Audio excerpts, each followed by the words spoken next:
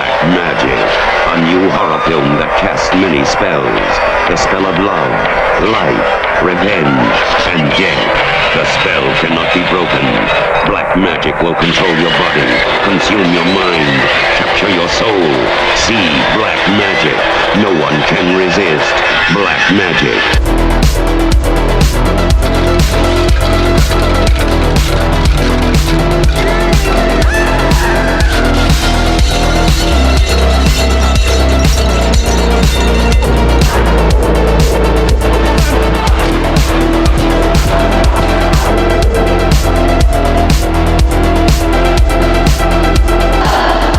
This is black magic. You must believe it. That's just a little dribble. And you? Do you believe it? Well, me, I've an open mind. But this, it makes no sense.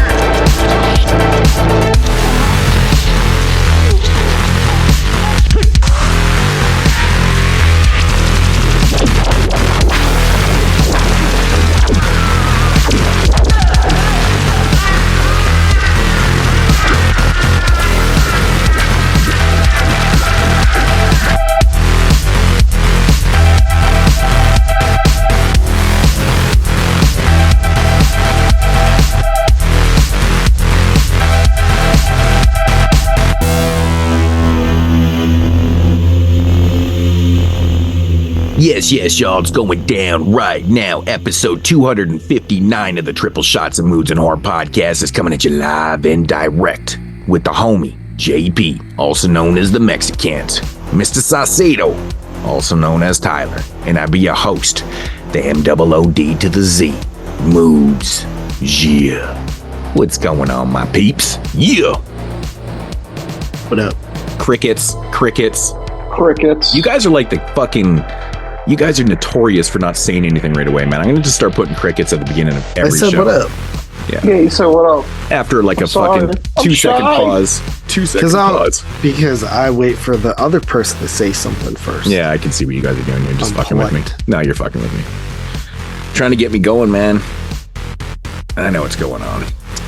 Yeah. So what up, man? We are back with this episode because we were supposed to record this last weekend. Life happened. Shit came up, and yeah, it was pretty much my fault. But yeah, plans changed. We were building a new deck in our backyard, which is actually done now. We're just waiting for rails. But anyways, some things came up last Monday when we were supposed to record the show that I didn't really know, and it took longer. Anyways, long story short, we're here this week. We didn't record, so we have a week off. But yeah, episode 259, Shaw Brothers Volume 1.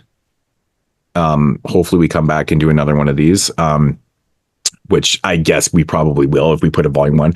I mean, how many shows have we done in the past where we've actually put a Volume 1 but never returned to it? I'm sure there's we never did Cults 2. We never did Anthologies 2. Oh, Cults. We never did that was the Western Believers. Horror 2. We just didn't do it yet. Which ones did we do? Okay, so it was Cults. That was with Dave Z, right? That was The Believers. Yeah, Cults would be great. I love cult movies. That was a cool show, actually. The Believers. It was both movies were called The Believers. Yeah, kind of interesting. Yeah. One was Believers and one was. Oh, did you watch the John? I think his name is John Schelling. I don't know how to say his last name. The British guy, like John Schellingsler or something. The guy that made Midnight Cowboy. He made some movie called The Believers. That's kind of like a dark crime thriller. I can't remember who directed those ones at all, but yeah. So what other shows did we do? I think the other one was done by like the Blair Witch dude, right? Yeah. One of them was, yeah. So we didn't do another Western one? Western horror? Right. Western horror. Oh, you guys both have it rated. You must have watched it. We did not do a Garbage Day Volume 2, which was more of like a joke. What the fuck was Garbage Day? Skinned Deep. Oh yeah. Oh, Yeah, I don't think we'll end up doing it. Well, maybe. You never know. But yeah, Western I horror. might do it by That's accident one time. Western horror would be cool. There's not a whole lot of them. yeah, it's kind of we've talked about that many times on the show about like how it's totally an underutilized like mashup of genres. I'd like to see more like There's actually more than there was when we started. yeah, there definitely is a few more, and some of the actually like the older Western horror films have gotten better releases now, so that would be kind of interesting to do. But yeah, you know, you're right though. Like it's I think I would love to see more like slasher based. What movies did you guys do? Dead Birds and The Burrowers. Oh, okay. Would you count Ravenous as a Western? Do that. I think we pretty much kind of would. I guess It's like around the same time period, I'd say. yeah. Ravenous is a good movie. Yeah. Then also another one that I always wanted to do that we never did is war horror. Mhm. War would be cool. Again, There's not another a lot of them. another mashup of of genres that doesn't they just don't do enough of them. What was the one that we both like? Dead Watch. Yeah, was it Death Watch? Death Watch. Death Watch, yeah. Yeah, that's is it World War One or is it Civil War? I can't remember. World War One. It's World War One, right? Is it Yeah. World War One? Yeah, I think it's World War One. That's a good movie, man. It's like it's you know, it's a micro low budget type film, but man, the atmosphere in that film is crazy. Good job with that. But you could do like The Keep. There was one called Ghosts of War that came out a few years ago that wasn't bad. Yeah. Mhm. Kind of You do Jacob's War. Ladder. I mean, Overlord. There's Dead like 3 Snow? Outpost movies. Huh? Yeah, the Outpost ones are pretty cool. I actually like those movies, to be honest. Or that's not like Jacob's Ladder. That's like not like really at war, but it's kind of like Yeah, I psychedelic said war that horror. one. Jacob's Oh, you Ladder is did? a fucking Yeah. trippy movie, dude. You Dead at Night. Yep.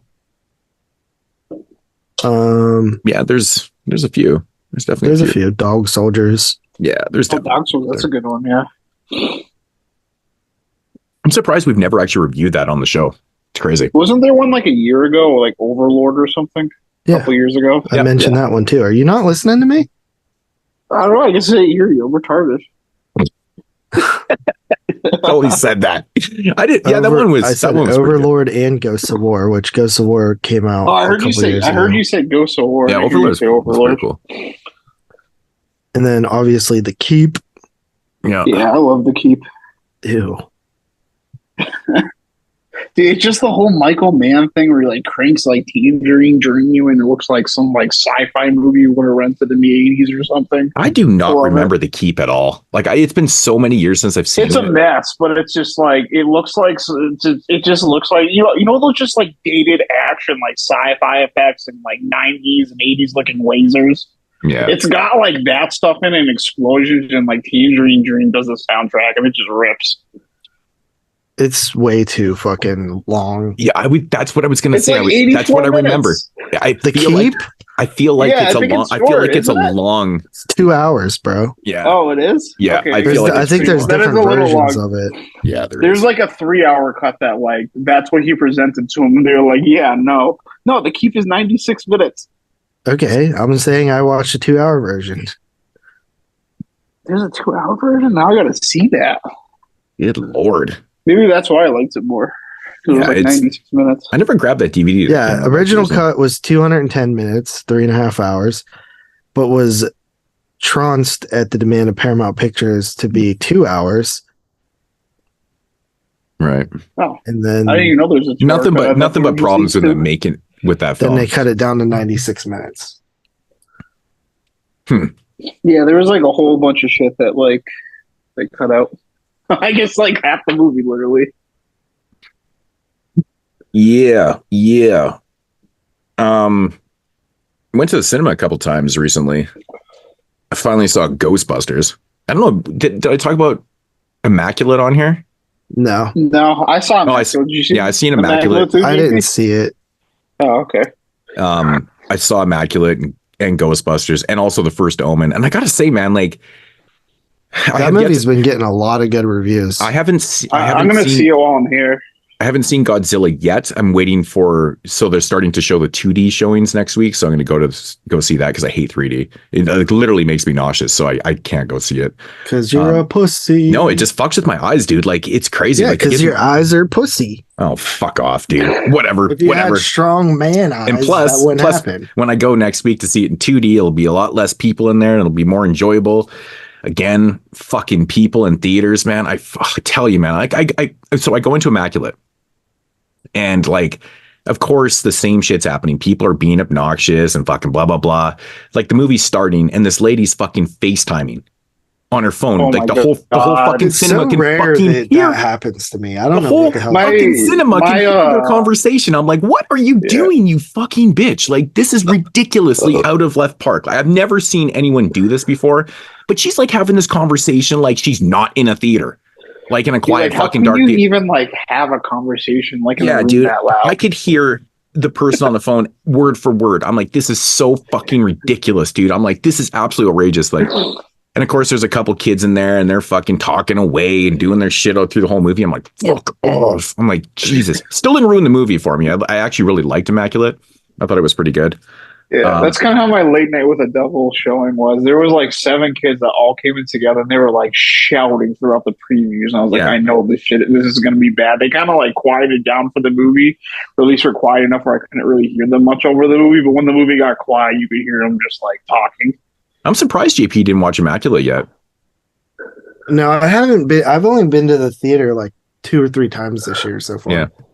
Yeah, I mean, I was literally the only one in my theater when I saw it. I saw like. Well, it was funny because I went to see Night Swim like right at the beginning of the year, and then I hadn't been back to the theater, and I've seen like 3 movies in the last like week. It's crazy.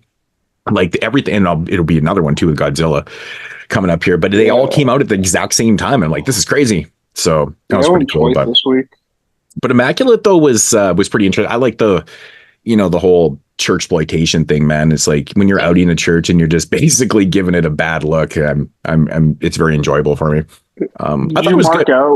Did you mark out when the score from the Red Queen Kill 7? Dude, I almost shit my pants. I was like, I loved it. I was so happy when that happened. Like, oh my god, I know this. I was like, this is so. At first, I knew it, but I couldn't place what movie it was from. Right, so I did a quick search, and I'm like, oh fuck, I'm like totally. Yeah. Because I have a funny story with that movie too, because I know JP laughed at these, like, this is why you don't do this. So anyways, I wanted a copy of that movie so bad, right? And this was years ago before the Blu-ray got released. So I found like a European DVD or whatever and imported it. And the day I got it in the mail, which took a couple weeks, Arrow announced the Blu-ray. Literally the fucking day I got it in the mail. I was sucks. Like, oh my God.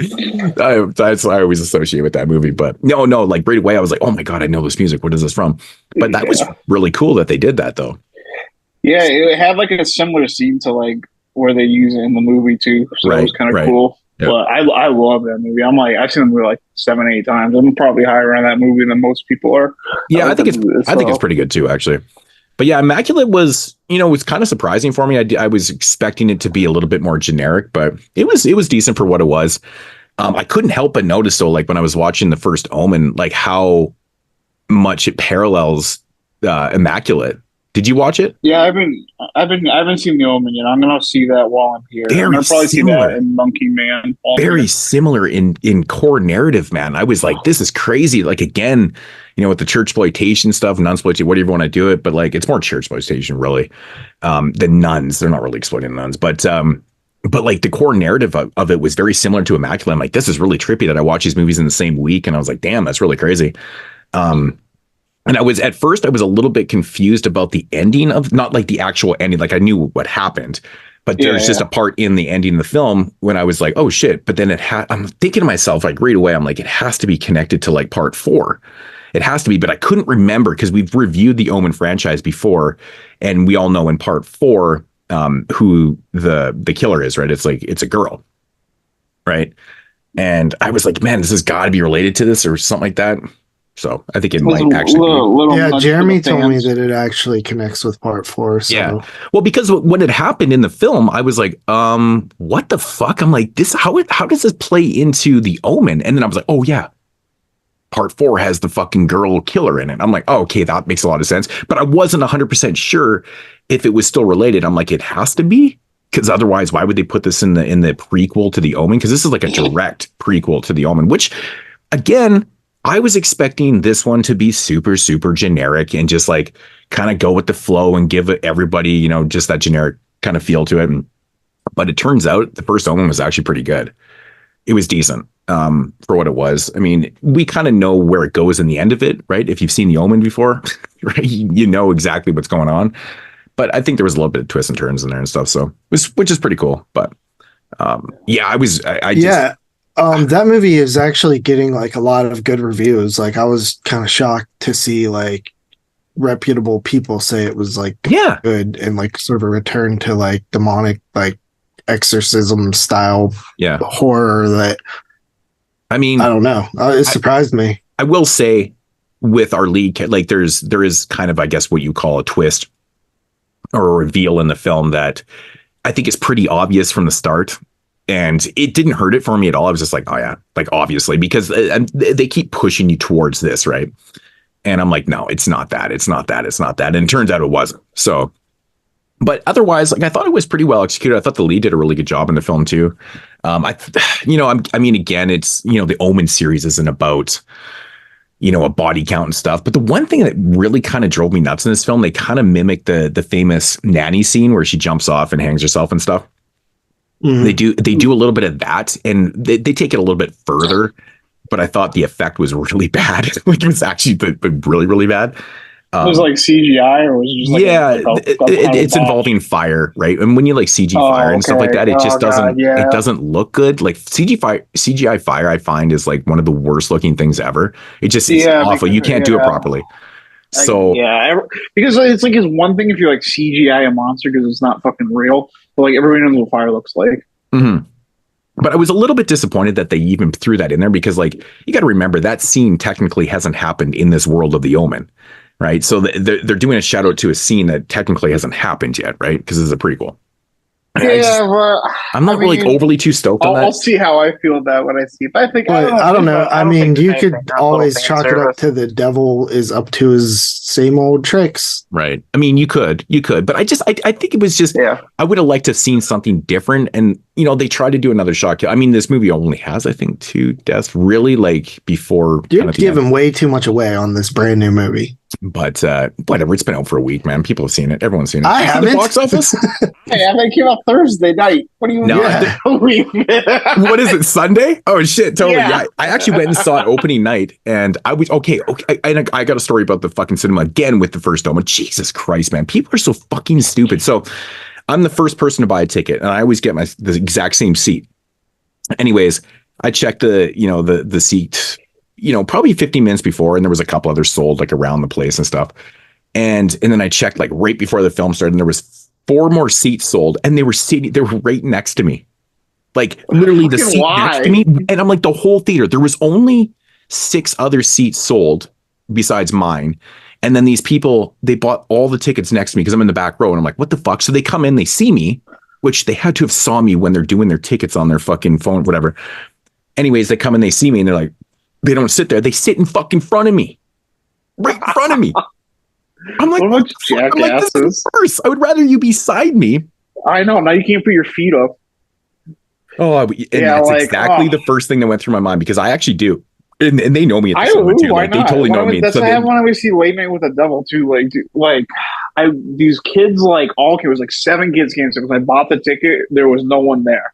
But it's like not even like the special theaters stuff like that. I don't know, but like it was assigned seats. But anyways, they didn't like these all just sit in the row right behind me, and they're not like the nice like reclining ones where you have space. So they're like literally like that, like right behind me. So what the fuck? I just got up and I went like 5 rows up. They're being so goddamn loud. Yeah, like I couldn't move because it was on like the end seat. Like it was fucking stupid. I was so pissed. Jesus Christ! Just because you bought a ticket in an empty theater for like a certain seat, like doesn't mean you have to follow. No one else like is going to show up to this like 12 p.m. showing. I just thought it was really interesting too, because there was these 2 girls in there, and they were probably 12, 13 years old. And I was like, oh my God, this is going to be a problem, because they walked in the cinema and they both had backpacks on. And the first thing they did, they went and sat at the back of the theater, and they like on the floor, and then pulled out their cell phones and plugged them into the wall. I'm like, oh my God. Oh my God. I'm like right away. I'm like, oh my God. But the funny thing is, bad. the funny thing is, they actually went and sat in their seats, and they were just like bullshit and stuff. And then they actually got up during the film to grab their phones, and then they came back. And of course, like she leaves her sound on, so her phone rings, and it's like this song blaring in the fucking theater. I'm like, oh my God, here we go. Like, what the fuck is wrong with people? How do you not turn your sound off your phone when you're in the theater? Oh my God. It was so loud too, because it was like in a really quiet part. And I was like, oh my, I just started fucking shaking my head. I'm like, this happens to me every fucking movie. Every movie, there's always something. Yeah. I don't have it every movie, but usually when I go see like Immaculate was fine because I saw like, you know, 2 weeks later, like at like 12 in the afternoon. But yeah, like whenever I go see like a movie kind of like in that sphere that might have like a kind of like the teen audience or young adult audience, it's usually pretty bad. Yeah, and they were like obviously very, very young and probably never seen The Omen, so they did, you know, it was all new to them kind of thing, right? But anyways, that scene with, you know, the famous scene, they both screamed. And they were like, oh my God, oh my God. They were like, it was hilarious to see the reaction to it. I was like, wow, that like was very genuine. They were like, wow. They were like freaking out. Yeah. Do you guys remember that movie The Gallows from a few years ago? Yeah. Like 10 years ago. Oh my God. But yeah, like I didn't think the movie was very, very, very scary, but these two girls in front of me when I saw it, like certainly did. They were screaming at everything. Like one of them at one point, it was probably the best jump scare of the movie. I forgot exactly what happened, but I remember they got like legitimately scared. They both screamed and like threw their popcorn in the air. You could tell like it wasn't an act, like it was completely natural. It's awesome, man. It's good stuff. JP, you saw Ghostbusters though, right? I did see Ghostbusters, yeah. What did you actually think of it? I thought it was a step down from the last one they did, but I thought it was still pretty fun. I thought it was a step down too also. But I thought it was still pretty fun. Like someone like, I don't know what the fuck, man, like was up with fucking Bill Murray in that movie. Did he not look like super spaced out in it? He's old as fuck, dude. I don't know what it is. Maybe Bill Murray looks like now. Maybe it's just his age or something, but like the way he was delivering his lines, and there was one scene I actually laughed out loud. Obviously, it wasn't even supposed to be funny. And well, I shouldn't say obviously, but it wasn't like a funny part. It was just the way he reacted to something. I was like, what the fuck? Like, he just seemed out of it to me. It was weird. It was really weird, but it was just making it kind of heighten for me a little bit. It was pretty funny, but I thought it was fun for what it was. But yeah, kind of a step down from the last one, but still a good movie though. It was fun. Yeah, I saw Late Night with the Devil, which I thought was pretty good. Yeah, that's my top one of the year. That one's coming to Shudder, right? Yeah. Yeah. Okay, so I'll just check it out on there. Obviously, I'm not going to get that here. Yeah, it has really cool set design and stuff. Pretty much what we were expecting when we were doing a preview of the year. That's good. But yeah, it was pretty fun. It's interesting. It's cool to see some of these Shudder films getting theatrical releases. Mm-hmm. It's pretty neat. Yeah, that is actually quite interesting. Did you guys watch any 75 films? I watched Death Race aside from Black Magic. I watched Black Magic. That's it. No, I really need to start on 36 films actually. Oh yeah, I haven't watched any of those. Yeah, I don't really think it's like, I mean, there's like what 13 or maybe 15 films or something like that. I don't know. The prep isn't needed too bad. They are short though too. They're like an hour flat. Yeah, a few of them are. I watched a few anyways. I don't know if I mentioned Trilogy of Terror last time I was talking about it, but I rewatched that. I'll make you do it. I tried to squeeze that in like a month ago. I tried to squeeze that one in a month ago and I got distracted. I watch them all over the place. Some you'd think you'd save to the end or whatever, but yeah, Trilogy of Terror is still fun, man. Well, that's one of my favorites from the year, just from like the look of it, but there's a lot of stuff I haven't seen. Mm-hmm. So I usually save ones like that towards the end usually. Yeah, I save my favorites that I have like a solidified opinion on until the end. That was actually picked randomly. I just kind of threw, I didn't know what to watch, and I just hit a randomizer, put all the films in a randomizer, and that actually came up. So that's how I ended up watching. My watch list, or like my watch list organized by runtime. So like, oh my god, really? By fucking runtime? Well, yeah, because I'll do stuff like, I have never heard of anybody ever doing that. I do that all the time. Yeah, because I'll be like, okay, Man, well, like sometimes that's kind of how I choose movies. Sometimes I too, never 'cause look at it'll be runtime. like, well, I do it like this because I'll be like, okay, I have a lot of time right now. Like, I could either try to squeeze in like 2 like short movies, or why don't I just watch like a 2.5 hour movie? I'll look at like the 2.5 hour movies on my watch list, and I'll pick one of those. Right. And then like sometimes it'll be like I have like a quick 90 minutes to kill, and I'll like look at the 75. I'm like, okay, great, this is 74 minutes. Let me pop this in. There's not really a lot of short films from 75 though. Like they're all pretty standard, like kind of 90 minutes to like 100. Overall, like the average runtime is short. They're like, I would say the average runtime is like 85 to 90 minutes that year, which is great. Obviously, there's a few outliers, but I mean that's like an average film, right? That's pretty normal. That's like even like a short film. There's like maybe 2 movies. Yeah, there's like 4 movies that are like 2 hours or more. A few just under it. Yeah, besides Black Magic this week, I watched The Giant Spider Invasion. Rewatched that one. I'm looking forward to that one. It's super fun, man. I've always been a fan of that film. Like it's, it's ridiculous, huge, practical fucking spider. Like it's alien spider. It's fun. It's fun. Then I started getting down with some fucking Nashi. Seen all these films before, but I watched The Dragonfly for Each Corpse, which is obviously a giallo by that title. Exorcise Mo, watch that one, and Night of the Howling Beast, aka The Werewolf and the Yeti. Those actually are all on volume 2 of the Paul Nashi Scream Factory set. So those are all rewatches. It's really fun to watch those. And then I didn't know what to watch the other night, so I fucking threw everything into the randomizer, and the Stepford Wives came up. I haven't seen the Stepford Wives in years, and I still cannot fucking believe that this movie does not have a Blu-ray. That was my first watch of it, actually. I know it's Paramount, and Paramount is kind of fucking lame with their Blu-ray releasing some of their. I mean, this movie's pretty famous. Like you think that they would do a Blu-ray for this one, but anyways, so I popped in a DVD. It's like famous enough where it seems like crazy. There's not a Blu-ray again, and I was shocked. Like I'm watching the film, and I'm like, and I just kind of hit my, to see how long it was. I'm like, fuck, this movie's 2 hours long. It's fucking crazy.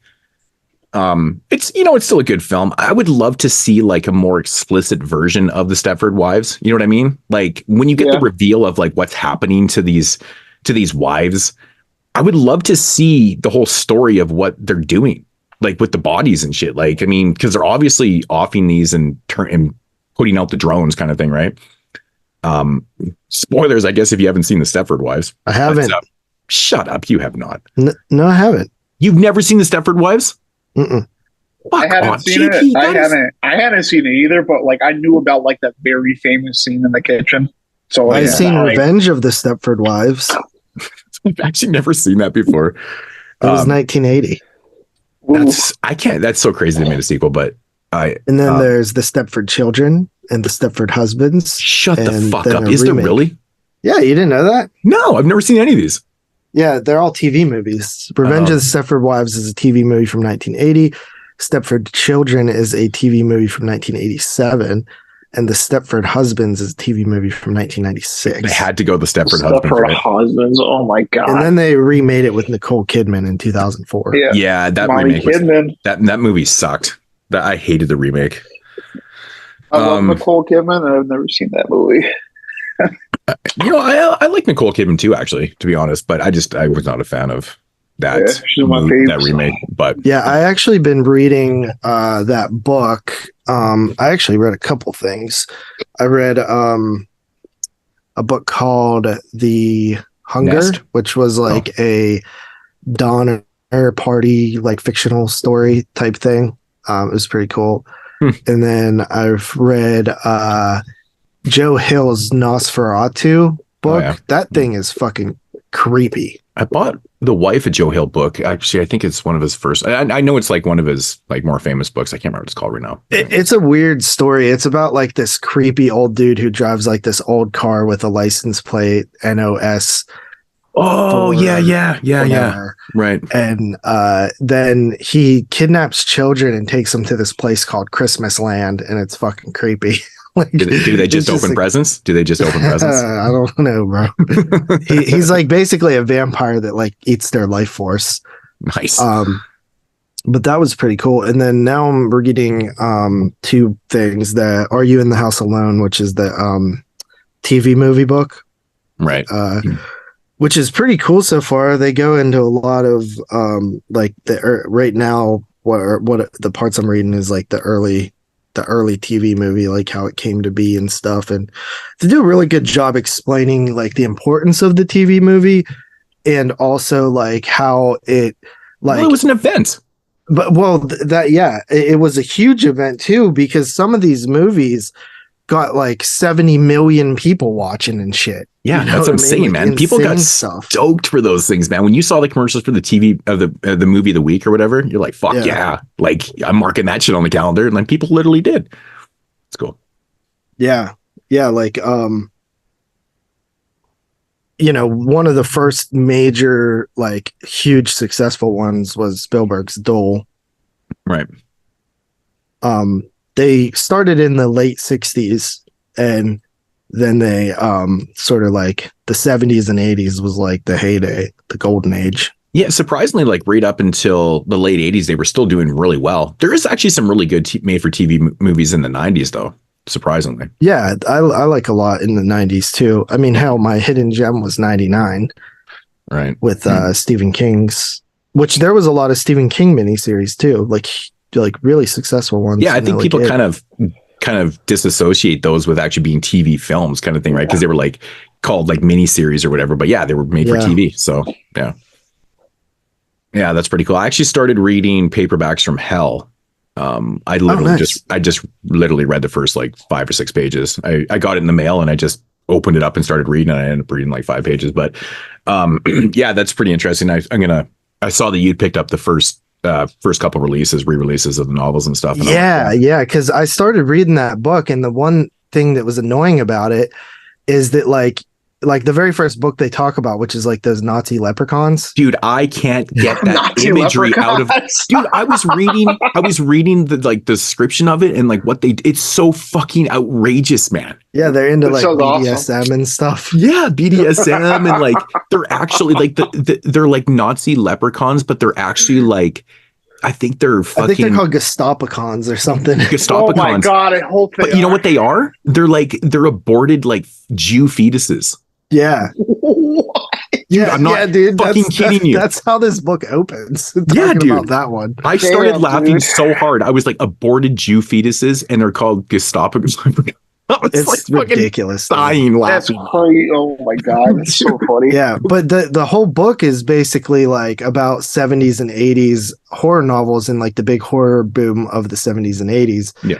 But the big problem with that book is that all the like most of the books they mention in there, besides like Rosemary's Baby and The Exorcist and stuff, you have to like they're all out of print. Like that Leprechaun NaziCon one is like $300 on eBay. You know what I mean? Yeah, they're all coming out though. They're releasing the whole line, right?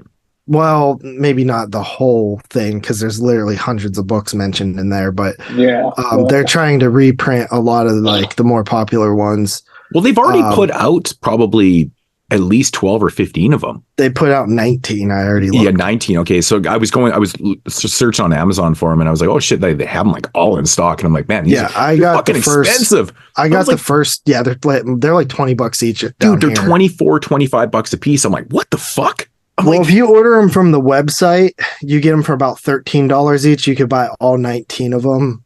Well, that would be more expensive because that's American funds plus the shipping plus the conversion. So it'd probably end up being like $40 a book. Yeah.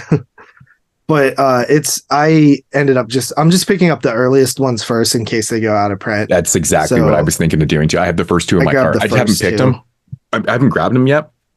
I'm probably finish Paperbacks from Hell first, and then I could probably rip through that pretty quick. So it seems like a pretty easy read. So yeah, it's a pretty awesome book.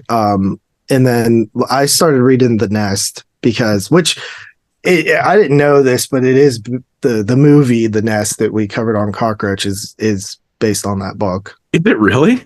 Yeah. Crazy. Wow. Yeah, but it's pretty awesome. Like even like the first like it's very descriptive on how like disgusting these cockroaches are. How did they never make the fucking Nazi leprechaun movie? Oh, I know. That's what I said the other day in a chat. I was like, how is this not a major motion picture? Like, totally, man. Like, I was pissing myself laughing. I'm like, this is the craziest idea that hasn't been put onto film. I know, dude. It's great. Wow. But I don't know. I've been kind of into books and reading a little bit lately, which is pretty cool. Yeah, because and you're actually physically reading books this time, because what you like to call reading is usually listening to the audiobook. Sometimes I do that too. Which always makes me laugh. I've literally never done that before. I've actually never done it once. Listen, it's a different experience. Sometimes audiobooks are better. I know that's crazy to say. Like, you're obviously not learning as much. That's crazy. No. Listen. And the reason why is because they're so well produced now that you're getting performances. Right. You know what I mean? Like the voice actor is like performing the book. And it's too bad that like Vincent Price is gone, because have you ever seen when he would perform?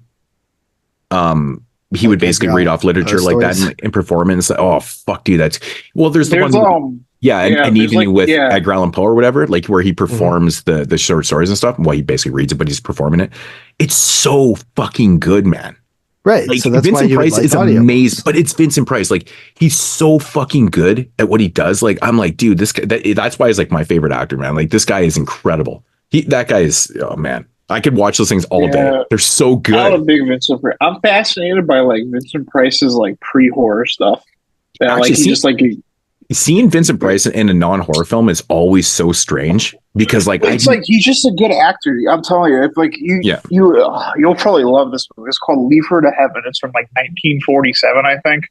But like it's in Technicolor and it's fucking gorgeous. But he plays like he has a supporting role in it, and like he gets a chance to like really act like in the last act, and it's like the most impressive thing I've ever seen Vincent Price do.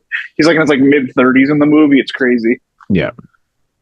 Yeah, I've seen a few of his non-horror films, and I'm just like taken back by it. I'm like, wow, he's so good. I mean, I'm not trying to dumb down horror films. Like, you can't be a good actor in horror films, but you know what I mean. Like, you're so used to seeing like you just like he's given the opportunity to like do some different things that like really let him like actually like show off like some of his like acting, his talent in like a different way. Like in that movie, it's like a very dramatic, like high intense like scene he has. It's like he's just the fucking man. I love it. But I feel like Vincent Price is like, you know, your favorite actor's favorite actor, kind of thing. Like, I think a lot of people take his chops. Like, he was so good at like everything he did. Like, he was really good with comedic timing also, which he doesn't really get a lot of credit for, because you don't think of him as being like funny, but like there's some films out there that he's so good in with the comedic timing. I'm like, fuck, this guy is just on point with everything he does. I love Vincent Price.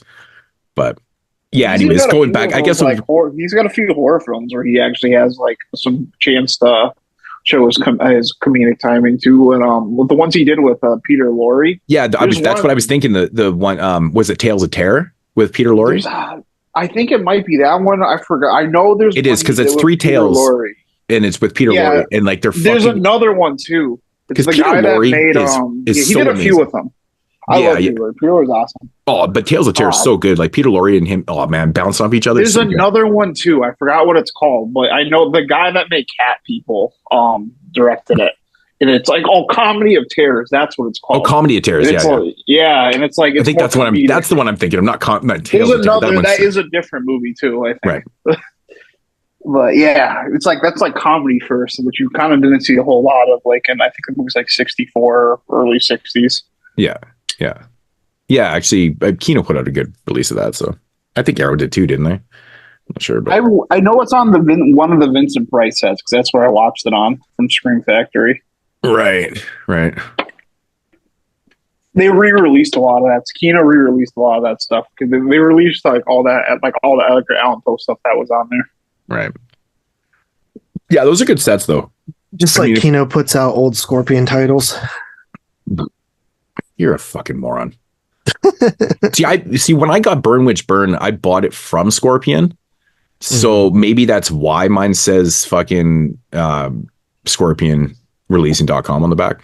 Yeah, mine says Kino Lober. Yeah, but these did you get the re-release? But we all know what distribution is. It's just like I was trying to explain this to someone the other day, and I was like, it's just like with Trauma titles, right? Trauma has in-house films that they produce, and those are Trauma. Yeah, films. but and they you don't call the children a Trauma release. You call it a Vincent release, right?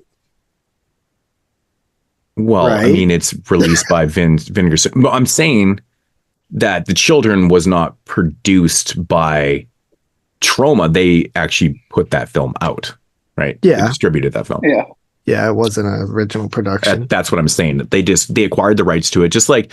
But I mean, Scorpion owns the rights to all these films, and they didn't have a big distributor, and Kino was the people to go to, man. They were putting out fucking tons of shit, right? Why not sign a distribution deal for some of your titles that you own?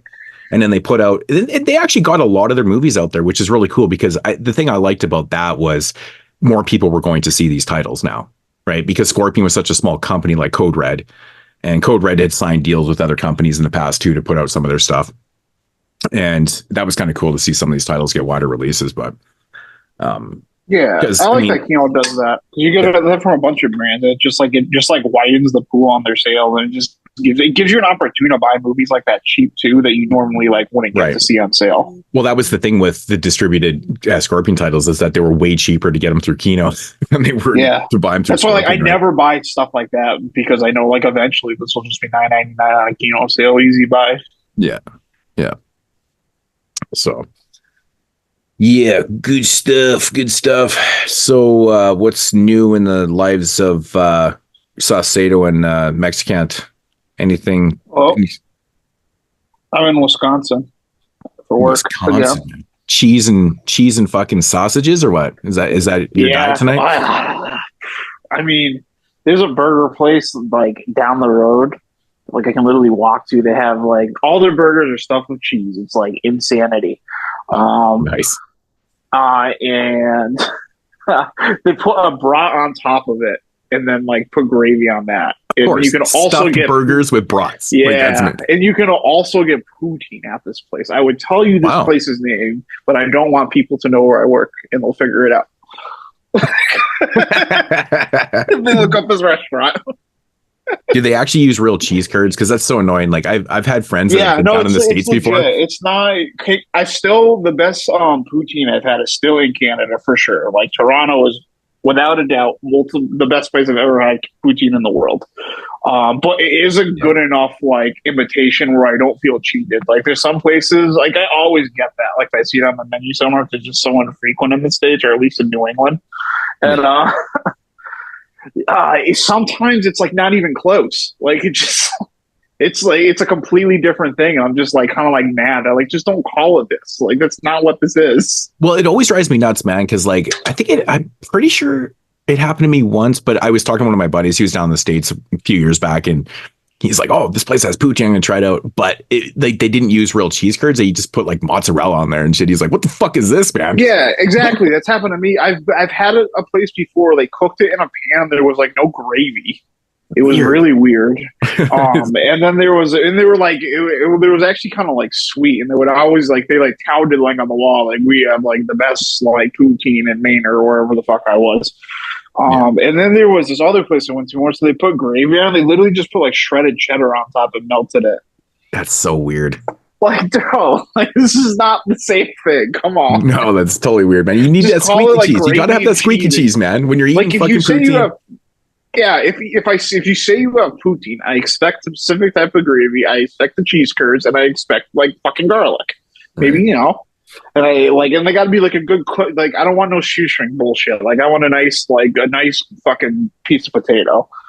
But if you put on your menu gravy and cheese or something, then I'll expect gravy and cheese and not poutine. There's a giant difference. Yeah, it's when McDonald's came out with their fucking poutine there for a while, and it was the shoestring, and everyone's like, "The fuck is this?" I never actually tried it. It doesn't work. You need a hand cut, nice, thick, not a steak fry, but a good cut of potato. Yeah, just a home cut fry, right? Yeah, kind of an English fish and chips kind of deal. They make their own fries and shit like that. They're just different. You can tell an authentic English, cut or fish and chips dinner. Those chips they look different. They're because they're not as long. They're stubs. Yeah, but they're fat. Or as some people will call the English fries, they're mashed potato sticks. I'm isn't that just generally what a fry really is? Basically. But yeah, that's funny to me. Fried mashed potato sticks. Yeah, I heard that term and it made me laugh at like mashed potato sticks. It's funny too, man. I'm not even like a huge fry person. Like, I mean, if I go to a place and I order a burger or something like that, if they have onion rings, I'll go onion rings every time, every single time. I used to be like that, but I've noticed like the onion, like pretty much with fries are pretty safe anywhere. Like there's not a giant, like there's great fries and there's mediocre fries, but like your fries are pretty similar in quality. Like a bad onion ring and like a good onion ring are worlds apart. Oh, totally. 100%. And they're so inconsistent because they're just made differently at every place. Right. Yeah. I agree. And then fucking JP, are you even on the show? He's like, I don't even know what fucking poutine is. Taking a poop. Where the fuck is JP? He said be right back. Oh, did he really? Chat. Yeah. She's just free. I'm fucking making fun of him. He'll never hear this. This is the time to just bash the shit out of him. Say anything you want. He'll never hear this, man. JP's fucking weird. Like he honestly hates a lot of foods. It's weird. Hates eggs, and I always bug him about that. I'm like, okay, like I don't really love eggs, but like, oh, dude, I could eat eggs. I love eggs. So, but like, they're never like they're not something I just like won't eat. I like fried eggs. Yeah, I could eat eggs any different way, man. I don't know what it is about eggs. I love them, but this hotel I'm at cooks omelets in the morning. But they're always, I don't know what it is. They come out funky here. Yeah, they're probably using those like powdered eggs and shit. No, they really crack an egg in front of you and just like make. Oh, okay. Yeah, but well, that's good. Fucking powdered egg. Just like it comes out weird here. It's like such a weird thing. Like, really? Fucking powdered eggs. It's like so strange to me. It's just like it's when you hear that, don't you just like now want to eat it? No. Oh wow, Bloody Disgusting put out, obviously based off the new Godzilla film, but they actually have an article ranking all 35 Godzilla films. That's crazy. It's pretty. That's a lot. I've seen like not that many Godzilla films. I'm actually really green on Godzilla films, even compared to like the average person, probably. I've seen them all except for the new one. Godzilla Zero, and then these. I guess the two newest ones. I've seen like this is not going to sound crazy, but I've seen like 2 Godzilla movies. Yeah, the ones in the 70s, like late 60s, early 70s, are so goofy. They're fucking hilarious to watch, man. I've never even seen the original one. Really? Wow, I'm surprised because even Criterion put that out. I even have that Blu-ray. Yeah, I ain't buying that box set, but it's been on my watch list for like literally years. Well, no, they put out the original Godzilla on Blu-ray way before the box set. Oh yeah, you're right. They did. It's like I actually don't have that box set. I have like I own every Godzilla film up to date except for like the latest couple ones, but I never picked up that box set. I should actually pick that up. I think it was the packaging because I was like, what the fuck am I going to do with this in my collection? Because it's like the most complained about packaging I've ever. Well, it's so big. I'm like, where do I put this thing? Like, I don't like like my collection is ridiculous. I just don't have the room for something that huge, man. Like, I kind of almost regret even buying the big version of the Herschel Gordon Lewis Arrow set because it's so fucking big. I'm like, man. I'm like, yeah, that's my like least favorite part about Criterion is they kind of release some really odd shaped box sets. Yeah, they do. Yeah, I have like, let's see, I have the Ingmar Bergman one, which is like huge, but it's like it's pretty sturdy and you can kind of just like display it. It's not that serious. The Wong Kar-wai one I have, which is good. But like it looks nice, but you have to like fold this in like a fucking origami trap like every time you use it. So that's like not really what you want. But then I have the Fellini set, which fucking sucks. Like it looks nice, but it's like literally like it's thin and it's like a big square because they're trying to make it look like a record, and it's like trying to fucking like display a board game on your shelf. Right. It's actually awful. The reason why I passed on that Hellraiser box set, that first one, like what the fuck was it called? With the first 3 films, there's like a specific name for it. I forgot. I know what you're talking about. But that's some like Trollology or something. I don't know. That's some weird name. Well, not it was the one that came out a few years back, and like I was like, well, they're gonna put out a standard, and I prefer the standard because it's just like a regular box, a hard box with like the 3 Amory cases in there. But the other one was like a fold out thing, and it was like slide. I hate those fucking box sets, so I passed on that. Waited for the standard one, and I like it way better. So I mean, there's certain boxes I'm just like not doing. I like the standard box with the individual fucking Amory cases in there. Like a fucking that's my other thing about fucking Criterion. So they have like sometimes when they make like a box set that's like 5 or 6 movies or less than that, like they'll put it in a box with like their own like cases, obviously. But like the cases are like cardboard.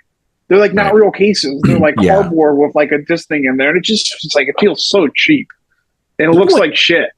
Even with like Arrow with the fucking Shaw Brothers sets, man, like those things are fucking ridiculously nice huge. As hell. They're really nice, but like again, it's like those sliding cardboard things. Like they're just massive. Like I like my that. Fucking like Arrow. My Arrow box set collection is so stupid huge. Like you just like in this, like I have box sets stacked on box sets. Like they're all displayed and shit. Well, I shouldn't say all of them. Just some of them are. But like those things are fucking ginormous. Like they are huge sets, man. Yeah, I have those two. I have the Lucas Modosians, whatever his name is, Modosian set. I don't know how to say his name right.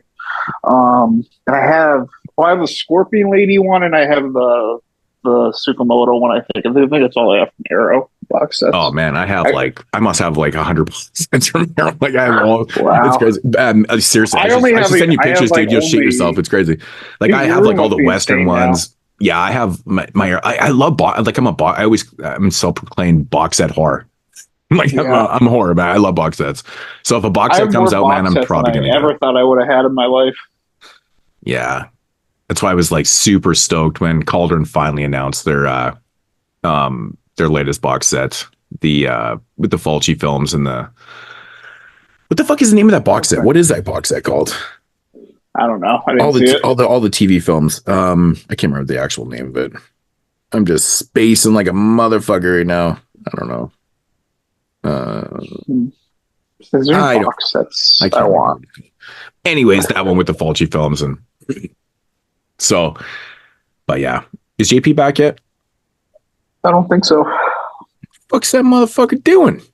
Must be squeezing one out. Damn. Taking some serious ass fucking. What if he went and took a nap? He's like, maybe I can sneak in a 15-minute nap. He's home, right? He's not at work, right? He's at home. No, I think he's at home. No, because he was just at Wasteland. Yeah, so he's gonna be at home. So what is he doing? Fuck, man, he went all the way to Wasteland and bought like 2 things. It's crazy. But then again, when I go to Wasteland, I'm traveling like 2,000 miles. So, Yeah, I'm going to I always spend way too much. So just like, I get excited with these movies in front of me. And I end up just like overpaying for movies I was probably going to buy anyway. Like when they were on sale. Like there's just not a reason for me to do that. Yeah, I'm going to ravage that Severin table when I'm there. Because like I said, I'm a couple box sets behind and stuff. Like, I'm going to probably grab that Emmanuel one when I'm there. And there's a couple other ones. I'll just do it up again. That's what I did last time I was there too. So I grab a lot of this. I want that psychic set from them, or that psychic 4K from them. Yeah. Yeah. Well, one thing that screwed me last year, there was like some things I was like expecting to buy that would have been like cheaper, but who wasn't there?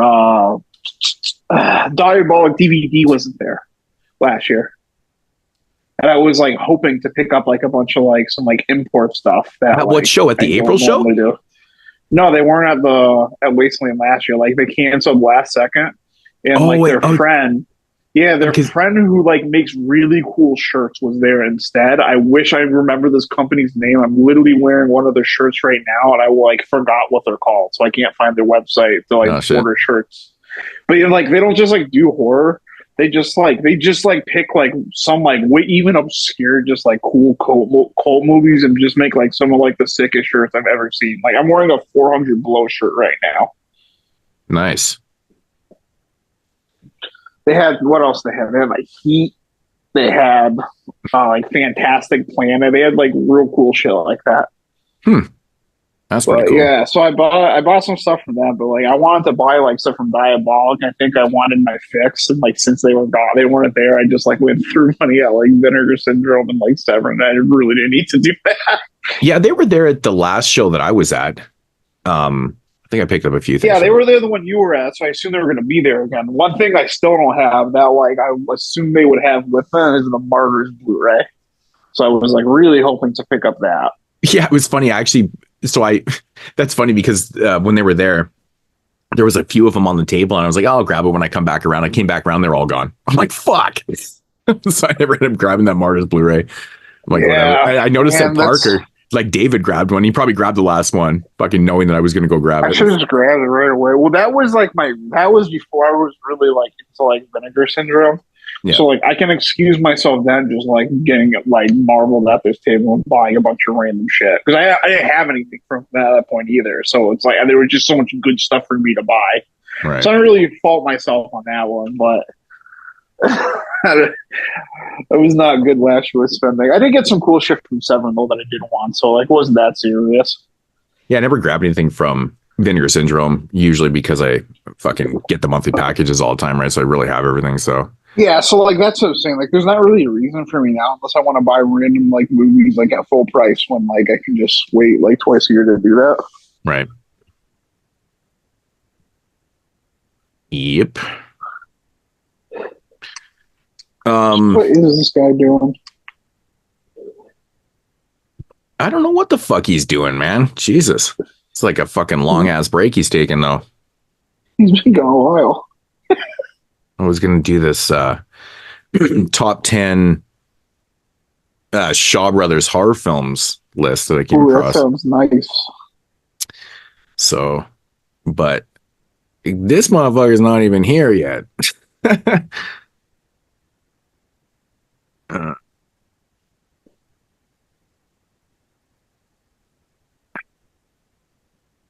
Yeah, I'm bloody disgusted. There's like nothing on here either.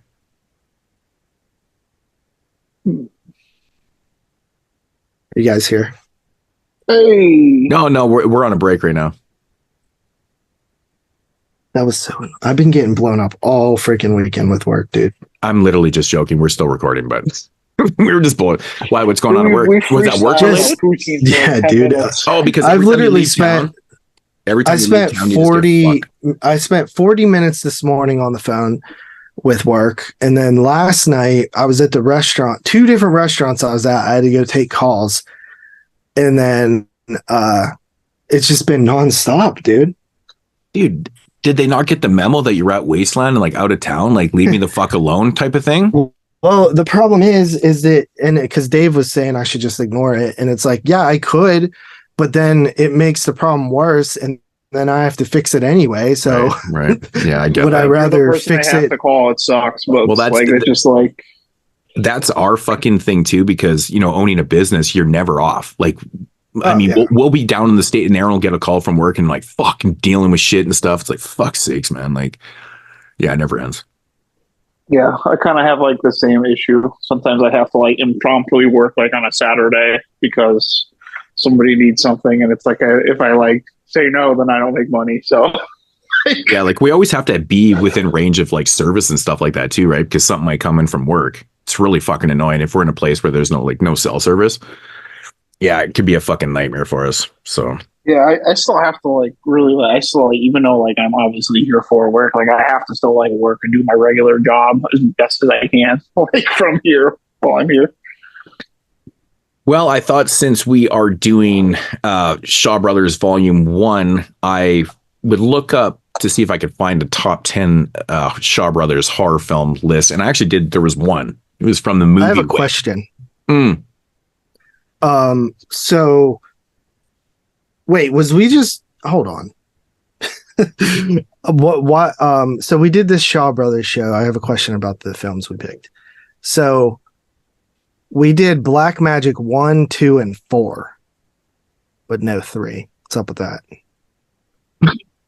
What do you mean the Boxers Omen is considered to be Black Magic 4? Yeah. I did not know that, actually. Yeah. Never knew that. It was released... well, there is no part 3, I swear, that I know of, that it's actually called Black Magic 3. It was released in Indonesia, as Black Magic 4.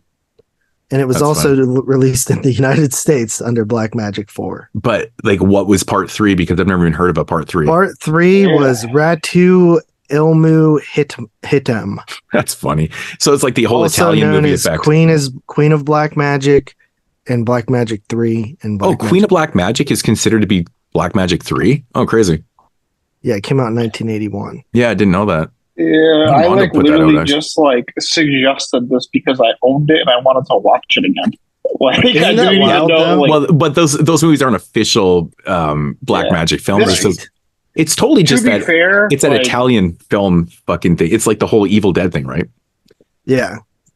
To be fair, like the Boxers Omen is has a pretty decent cult following, like under the title "A Boxer's Omen." Yeah, I actually did no idea, but I mean, I guess that's expected with these type movies. So, well, whenever idiots pick movies that aren't readily available, and then you have to go and hunt for every scour the entire internet to find. What do you mean they're not readily available? They are not readily available. Black Magic 1 and 2 have awesome 88 films releases, which I will say are out of print. So how does that help me now? Well, then keep up with your buying then. And the Boxers Omen has been are those 88 films releases UK releases? Yeah. Okay, so that's not readily available in the US. Well, that's still readily available if you're a fucking movie collector, man. Come on, dude. That's not true because you're gonna have to spend like fucking $50 on one Blu-ray. No, dude, these things were like, when I bought these were like fucking what, 10 pounds? Like, come on, bro. What the fuck is a pound, dude? That's like 12 American dollars. That's like 12 American dollars, man. Like, come on, bro. No, it's not. Yeah, it is. It's like 15. No, that would be 15 Canadian dollars. Well, the first one was on Envy, and I rented the second one for like $3. And the Boxers Omen had a fucking Elite DVD, or I don't know. I gave that DVD to Godzilla, actually. I had it on Blu-ray. So did you know that for years actually a Black Magic 5 as well? Of course there is. Well, if I didn't know there was a Black Magic 3. Seeding of a Ghost. Oh, really? Black Magic 5. That's another film that was released by 88 Films. That's another good one, too. Yeah. Wow. It released in Indonesia and the United States as Black Magic 5. So. It's funny because like, as I was watching a Boxers Omen 2, I was like, it's kind of weird. We just picked 3 Black Magic movies. You know, when we picked the movies, I never even like occurred to me because I'd seen the Boxers Omen before. And I was like, this is so weird that it's like totally Black Magic. That is trippy. But yeah, anyways, this list is coming from MovieWeb, the 10 greatest Shaw Brother horror movies of all time. So number 10. I wasn't done bitching yet. Okay, anyways, there you go. Yeah, these movies are very easy to find. Also, this was a very annoying. So Black Magic 1, super easy to find. Mm-hmm. I found it on MB and I found it other places too. Not that hard. Black Magic 2, available to rent, but you have to be an Apple TV member. So I had to pay $10 to become an Apple TV member. What? And then it was another like $5 to rent it. So I had to spend $15 for Black Magic 2. So you had to become a member and it wasn't free after that? Yeah, I guess. That's so stupid. Do you not have like an iPhone? Dude, that's like going to Shudder and having to why pay. The fuck would I ever have an iPhone? Oh, that's why. So it's free for me to be a member.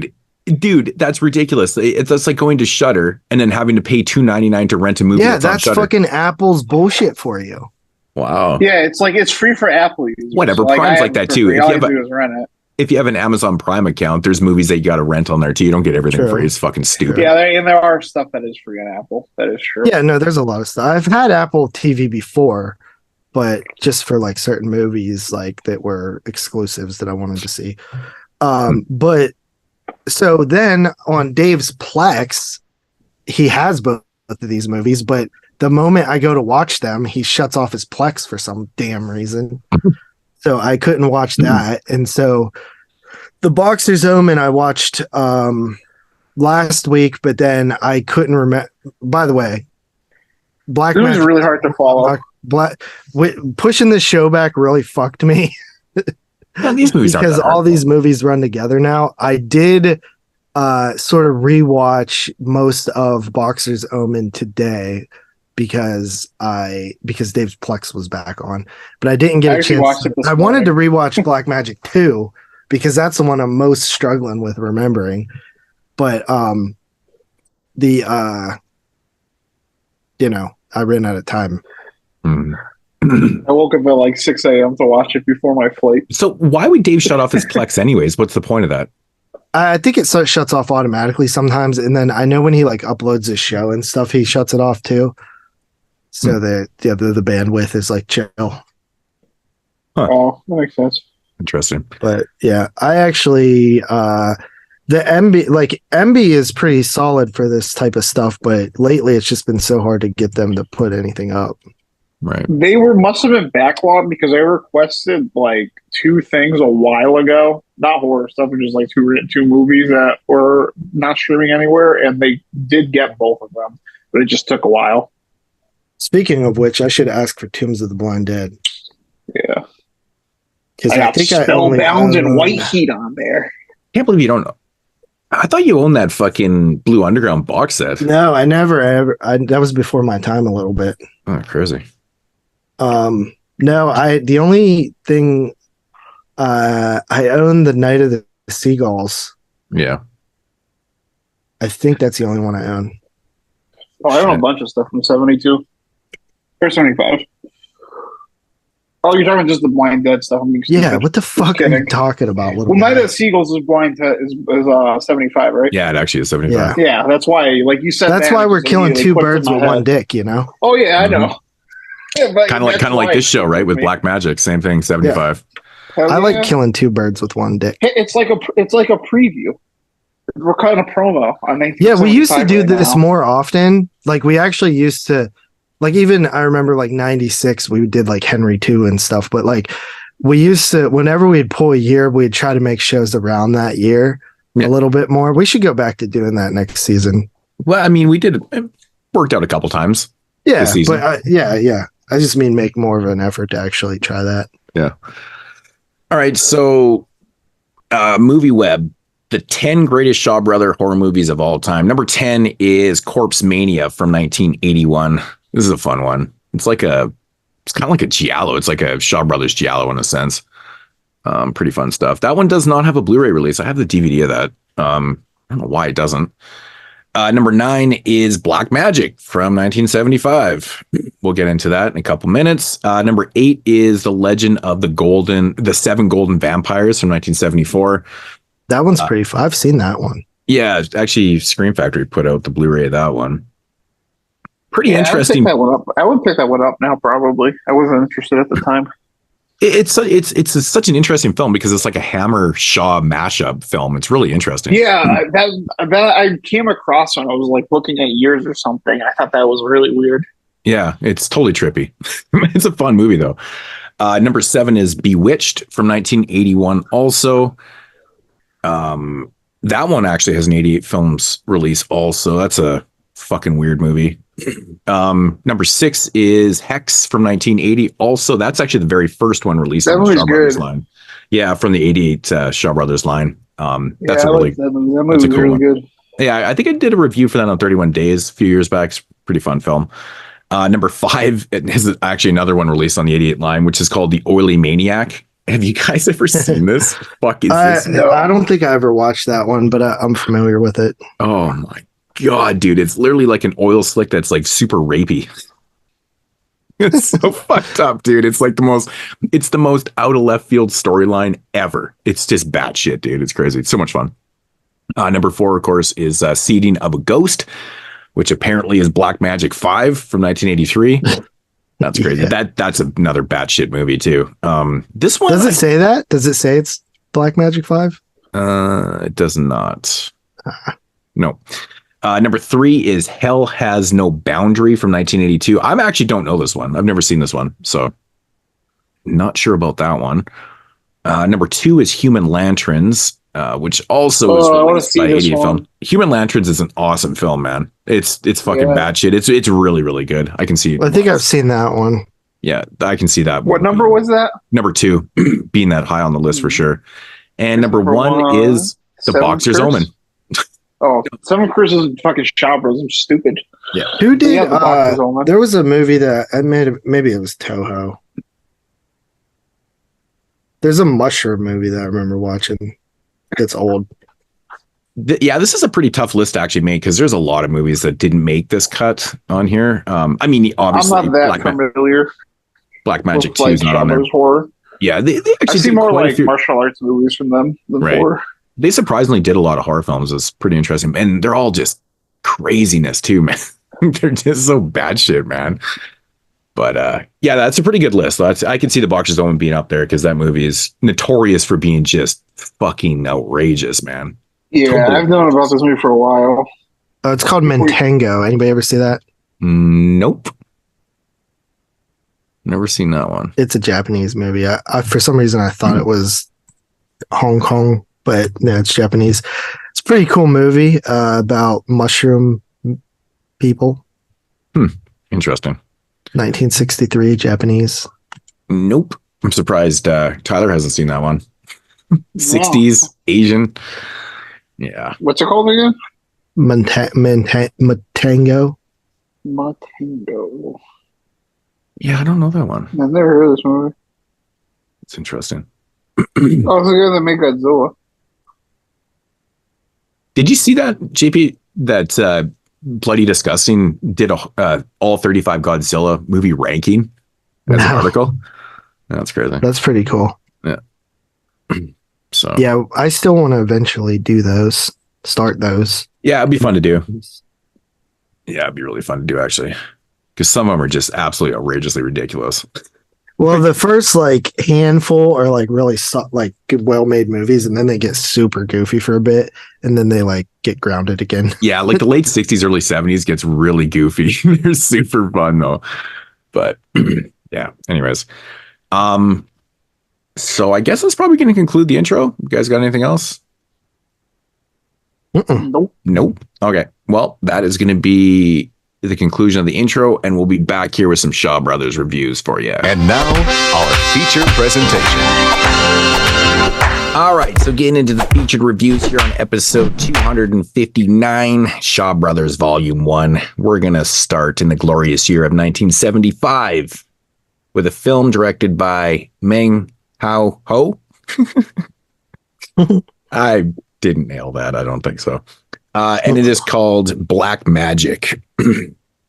So you guys had never seen this one before, I'm assuming? Nope, I had not. Had you guys seen any of the movies?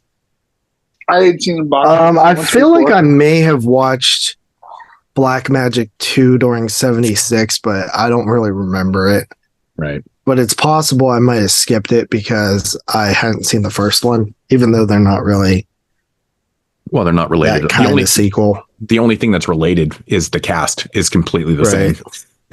Yeah, I thought that was kind of cool how they just were like, we'll just run it back and we'll just change the rules and shit. I think that they must have filmed these movies back to back because it's literally like 5 or 6 people from the whole cast is the same, really. So they kept using that sound effect. Oh my god! What, the Shaw Brothers effect? Because it's in like every movie. Yeah. Oh my god! But just like it was just like the way that it was used with those two, that was making me laugh. I was loving it. What's the sound?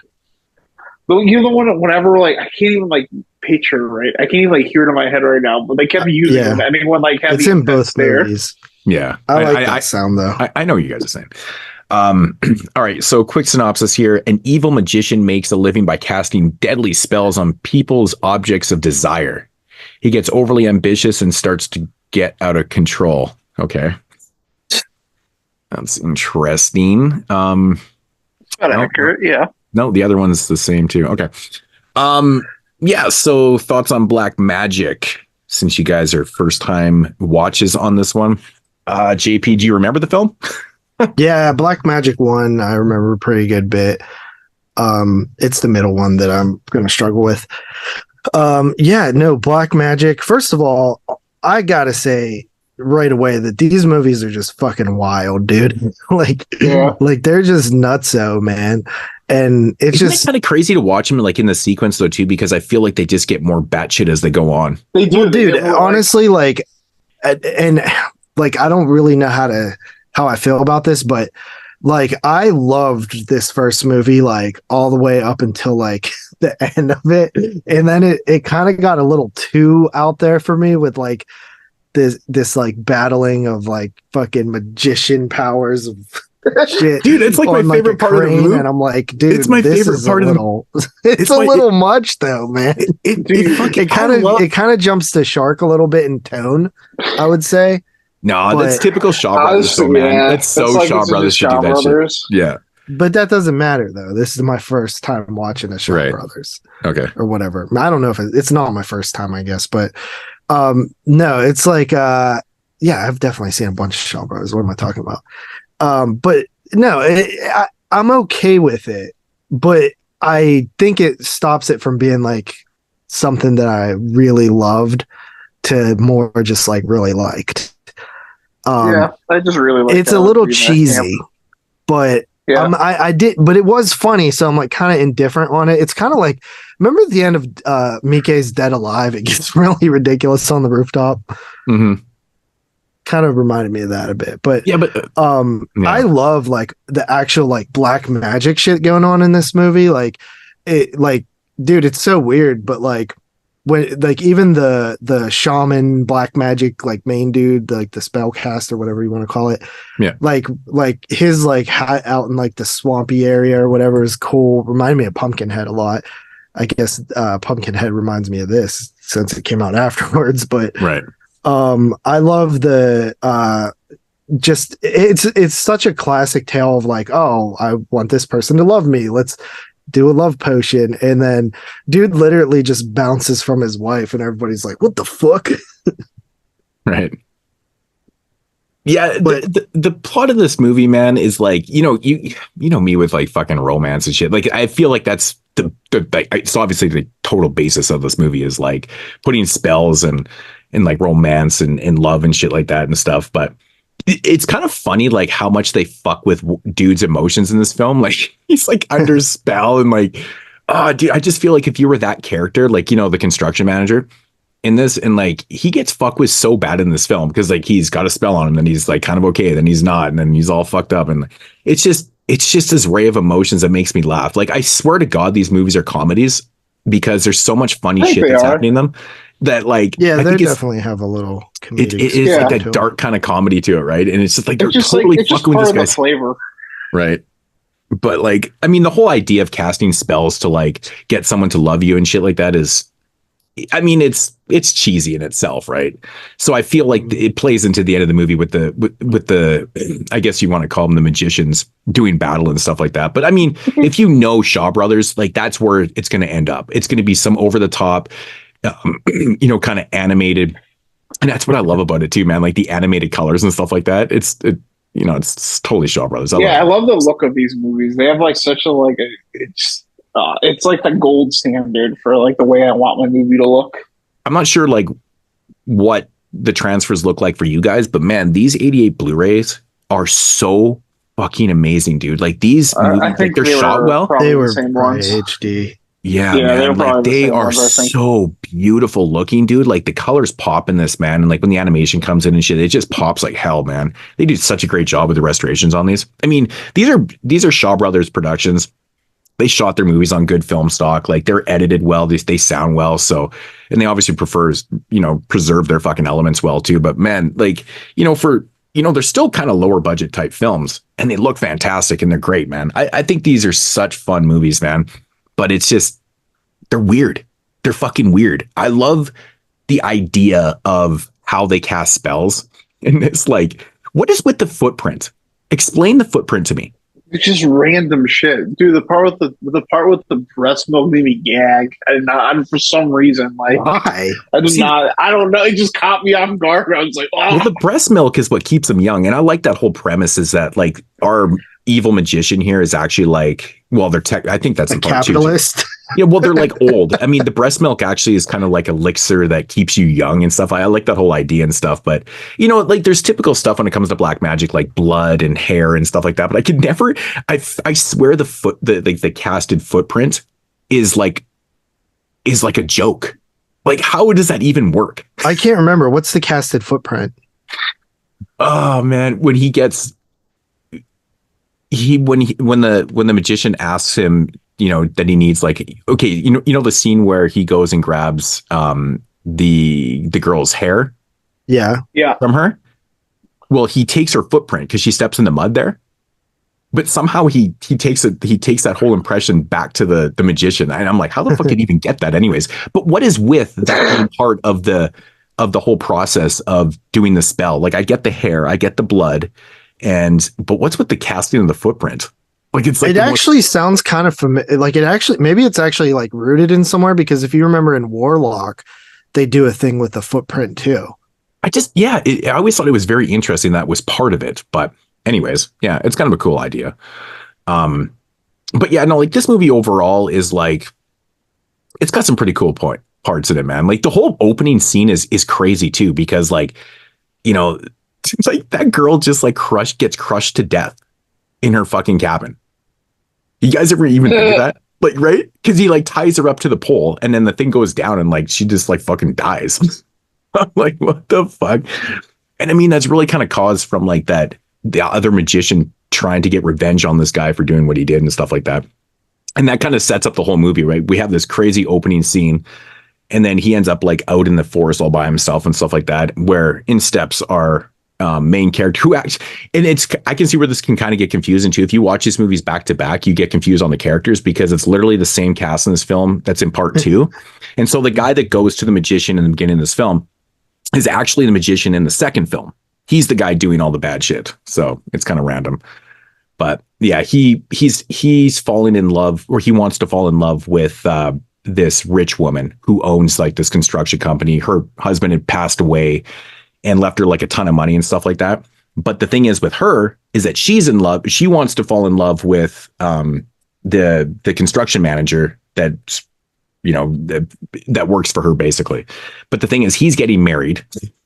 Like, it's like this huge fucking like love triangle thing. It's like ridiculous. Yeah, it's kind of funny too, because like it does, like I could see why the dude would want the chick, right? Like the dude, he want like, hey, she's rich and stuff. But like, what is the reason that the chick likes the dude, like the married dude, so much? I actually have this written down in my notes. I'm like, I think it's so bizarre. Like, this guy seems like he's a peasant, and he wants to marry, he wants to put a spell on the rich lady so he can, woo her and, get her money and stuff like that. It kind of makes sense. Right. Well, what's her motivation with that? Because she just likes him. Because this guy's she's worth millions of dollars apparently, and like he works for her. And he's getting married. Like millions of like yen or something. Yeah, and it's like so bizarre. But anyways, so what happens is this guy gets the shaman or whatever, the magician, to put a spell on her, and she ends up drinking this drink. And anyways, but the spell wears off after like a day, and the reason for it is because he knew that this dude wasn't going to pay him, so he kind of fucked with him, right? And he basically ends up putting a spell on this dude. Anyways, the script gets flipped, and then she goes to this magician, whatever, to put a spell on the guy that she loves, and that happens. Like that whole fucking like wedding scene is like the most bizarre thing to me ever. Like he's like basically he's like hypnotized, or he's like under obviously a spell, but he seems like he's like a zombie, right? Anyways, he ends up getting married and shit. I just love the fact that they fuck with this guy so bad in this film. He's like, I'm married, but I don't have a wife. I'm with this chick. And it's like, it's kind of mean spirited. And that's where I feel like the comedy comes into it. Like he gets fucking married, and like, they're totally just fucking with this guy's emotions. It's ridiculous, man. But anyways, you got that whole thing going on. I think there's like 5 or 6 love spells that are put on in this film or something like that. Yeah. It's like 5 all over the place. Oh, they just keep going and going and going, and it's like this huge love circle. And but I like the whole idea of like the breast milk, and even how they do the fucking actual spells, like with the dead bodies and stuff like that. I think those scenes are shot really well. The effects are, they are what they are. They're pretty cool. The blood is always one thing that kind of bugs me. It's like that real red kind of painted blood and stuff like that. But yeah, it is what it is. The music in this movie actually is really bad. That's one thing that really annoyed me through the whole film. The music, the soundtrack to this film is like way not cool. Where in the second film, it almost feels like it has like a blaxploitation feel to it. It's a little bit more funky. The music's a lot better in the second film. Yeah, I feel like I can see that. And I feel like even in the dark atmospheric scenes in Black Magic 2, I feel like the score is a lot better for that also. This one just feels a lot more goofier to me for some reason. I think it's because there's just so many love spells and it just goes completely haywire and stuff. And then it just all comes down. And it's funny too, because you think that like, you know, with all these spells and stuff that are going on, the main conflict would come between these characters, but it ends up, like JP said in the beginning of the review, it comes down to like these two magicians fucking battling each other in a very cartoonish way. It's really bonkers. So I don't know, but what are your guys' feelings on the film? I think this movie is pretty fun. Yeah, this movie's wicked fun. Yeah, like it's nothing. I think like it's nothing that like that I find like super memorable, but it's something that just like. It's a good time, and that's like what I like about like a lot of these Shaw Brothers movies. Like, not all of them stand out; the best ones do, but they're always just like always quality. Like, very rarely do I watch a Shaw Brothers movie and I think it's like below average. Yeah, I don't think I've ever seen a Shaw Brothers movie that I was like, "Wow, that was not very good." There's a couple like martial arts films I'd say were just like okay, but like I've never seen one like that movie was bad. See, the thing is with the Shaw Brothers narratives, they're pretty much like Westerns, right? It's like kind of the very similar storylines. That's what got when I really started getting into these like a year and a half ago. Yeah. That was something I clicked like right away. I was like, oh, these are like martial arts movies are literally just like the Eastern version of Westerns. Yeah, because they're all period pieces, so it has that kind of throwback look to it and stuff. But the narratives are very Western narratives, right? I think that's and there's like beyond the Shaw Brothers too. There's some like super like higher like I don't know if they're higher budget, but they seem to be more like wicked like produced like overproduced stuff. That like it's such a martial arts is just like such an underrated genre. Yeah, I love the part in this film where the one girl goes, this random chick goes to the magician, she wants to put a spell on her boyfriend, and he like. It's just like such a random scene. Like he basically puts rice in her pussy, right? And he wraps it up in like. I think does he mix it with breast milk first? Yeah, and like it's like mixed with pubic hair too. I think that was part of it because her boyfriend needs to eat this rice in order to like fall in love with her. And I'm like, man, he's eating fucking pubic hair rice. This is so fucking bizarre, man. Pretty weird. Such a weird fucking premise, man. But that's another thing I actually really like about this movie is it leans heavily into like the actual like mythos of like witchcraft and stuff like that. It does not shy away from actually like being filled with like spells and weird shit. Yeah. Like even like the worms and stuff, bro. Yeah. Like when the bride gets sick or whatever, isn't she like filled with worms? Yeah. Yeah, they like they kind of like it's almost like they're just under the skin. Right? But you can see them moving around, and like there's actually a scene in the film where Buddy actually cuts them out of the back of our main character. And like it's such a nasty scene because it's like these worms that are actually moving in the skin and shit like that. Yeah, it's like part of the whole spell process, right? Like that's how you know you're under it. So yeah, but I love that it like actually like really leans heavily into like the actual witchcraft aspect of the story.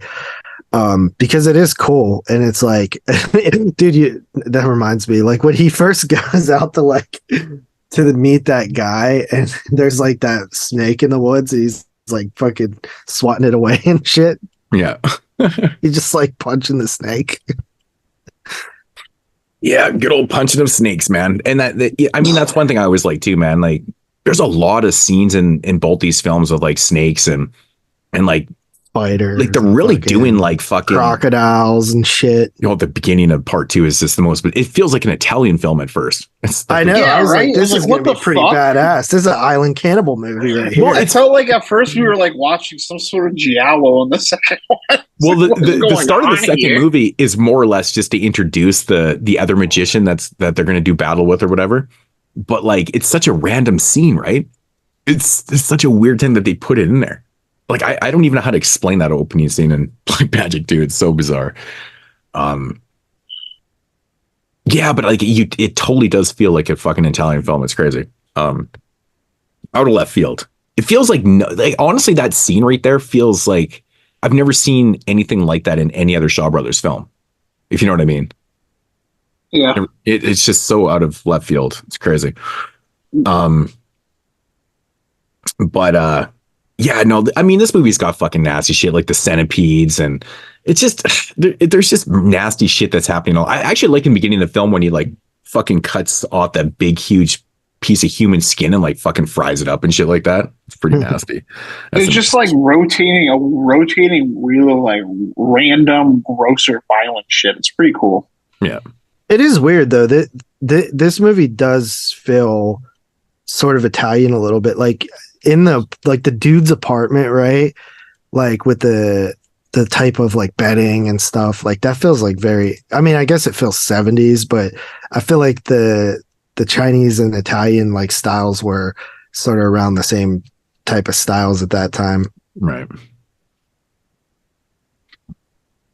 Yeah. You know what's kind of funny? Actually, like there's a couple scenes in the film where the dude's like at the construction site and stuff like that. I don't know what there's a specific scene, I think, where he's coming down like the elevator and like he's walking across the work yard. And it reminds me of Witchboard.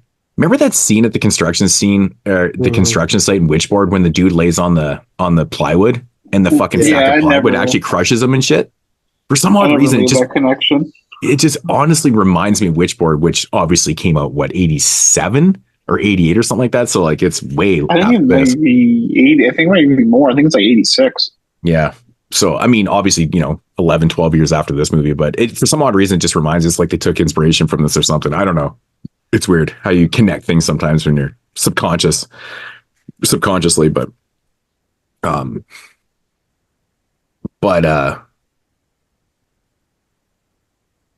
the fucking dude, I love this scene in the film with the fucking dog when he's like fighting the dog and shit. That's absolutely ridiculous. Dude. Oh, dude, yeah, because it just looks so. And I was kind of like cringing a bit because it almost feels like he's gonna hurt the dog at one point when he like rolls on top of it. I'm like, oh no, right. But yeah, totally weird. Like,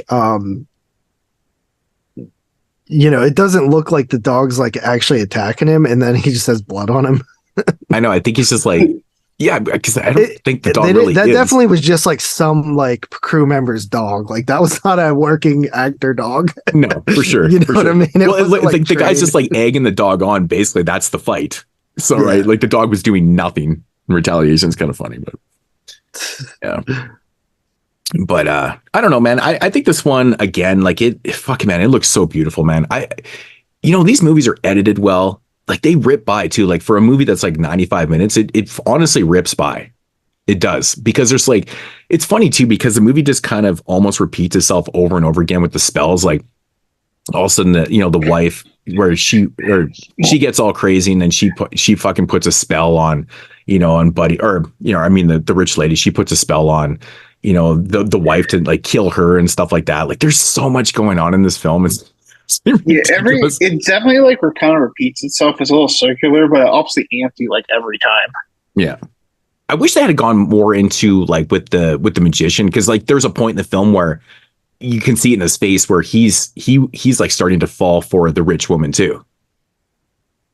Yeah. Right, and I mean, he does a little bit. Why wouldn't you?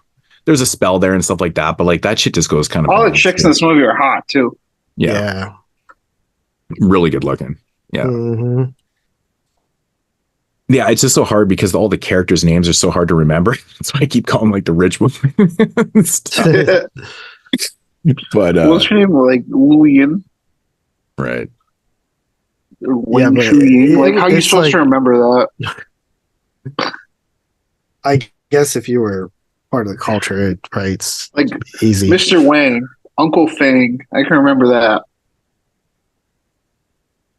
Dude, like the battle, the fucking magician battles, like so ridiculous, like with the fucking flute and shit. Man, that stuff is so funny. It's just I honestly don't want to give every single scene away from the film, but I just want. I really like it, man. It wasn't what I was expecting, I guess. I don't know why I always expect these movies to be like more grounded. They're just never like they're just insane. I expected it to be more goofy, and it wasn't until the end.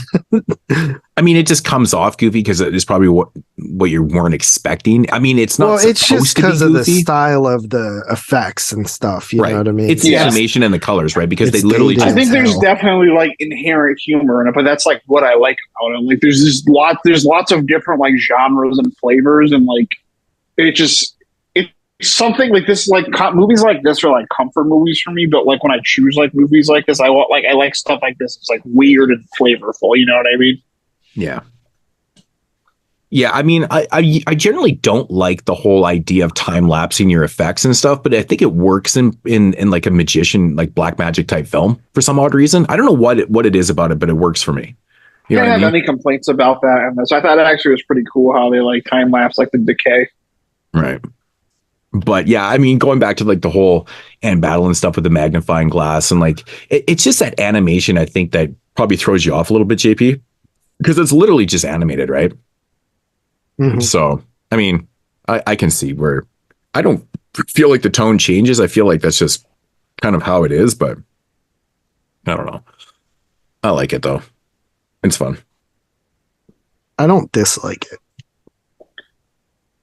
Actually, really, like the last like 30 minutes of this movie is just, it's so much fun to me. I think it's like the best part about the film because I feel like there's a lot of like, I mean, for the first hour, you know, I mean, it gets a little bit repetitive in the sense of just like, you know, casting spells. And it's like this revolving door of like, you know, this person loves this person loves this person. For me, it's like whatever. It's the standout scenes are more of like casting the spells, you know, like the weirdness of with the breast milk and the rice in the vaginas and like, you know, cutting off pieces and like, you know, digging up bodies and things like that. Like, I mean, you know, use like that whole aspect. I think that whole thing is really cool. And those scenes are shot well too, right? They're all really dark and atmospheric and stuff like that. But I really think they upped the ante in Black Magic 2 in that aspect, especially like in the graveyards and stuff. You know, I mean, I'm, you know, Black Magic 2, I'm glad that they got away from the whole casting love spell thing, more or less. Because, you know, you got enough in this film.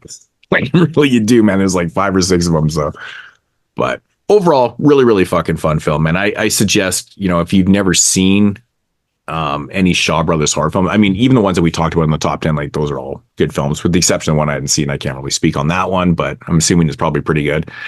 To check these out, man. You know, if you, I was going to ask you guys, did you guys watch these films with the dubs or the natural language?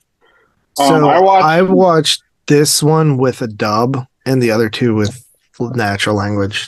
Yeah, same thing with me. And it was honestly just because of availability. Because, like, I know that you're on the other side of the fence with this, but I actually love watching Shaw Brothers movies dubbed. I think it's like I think the dub is great in this one. I think it does a really good job of like. No, I was actually just saying that too, because like I watched Black Magic 1 and 2 last week, and then it turns out we couldn't do the show.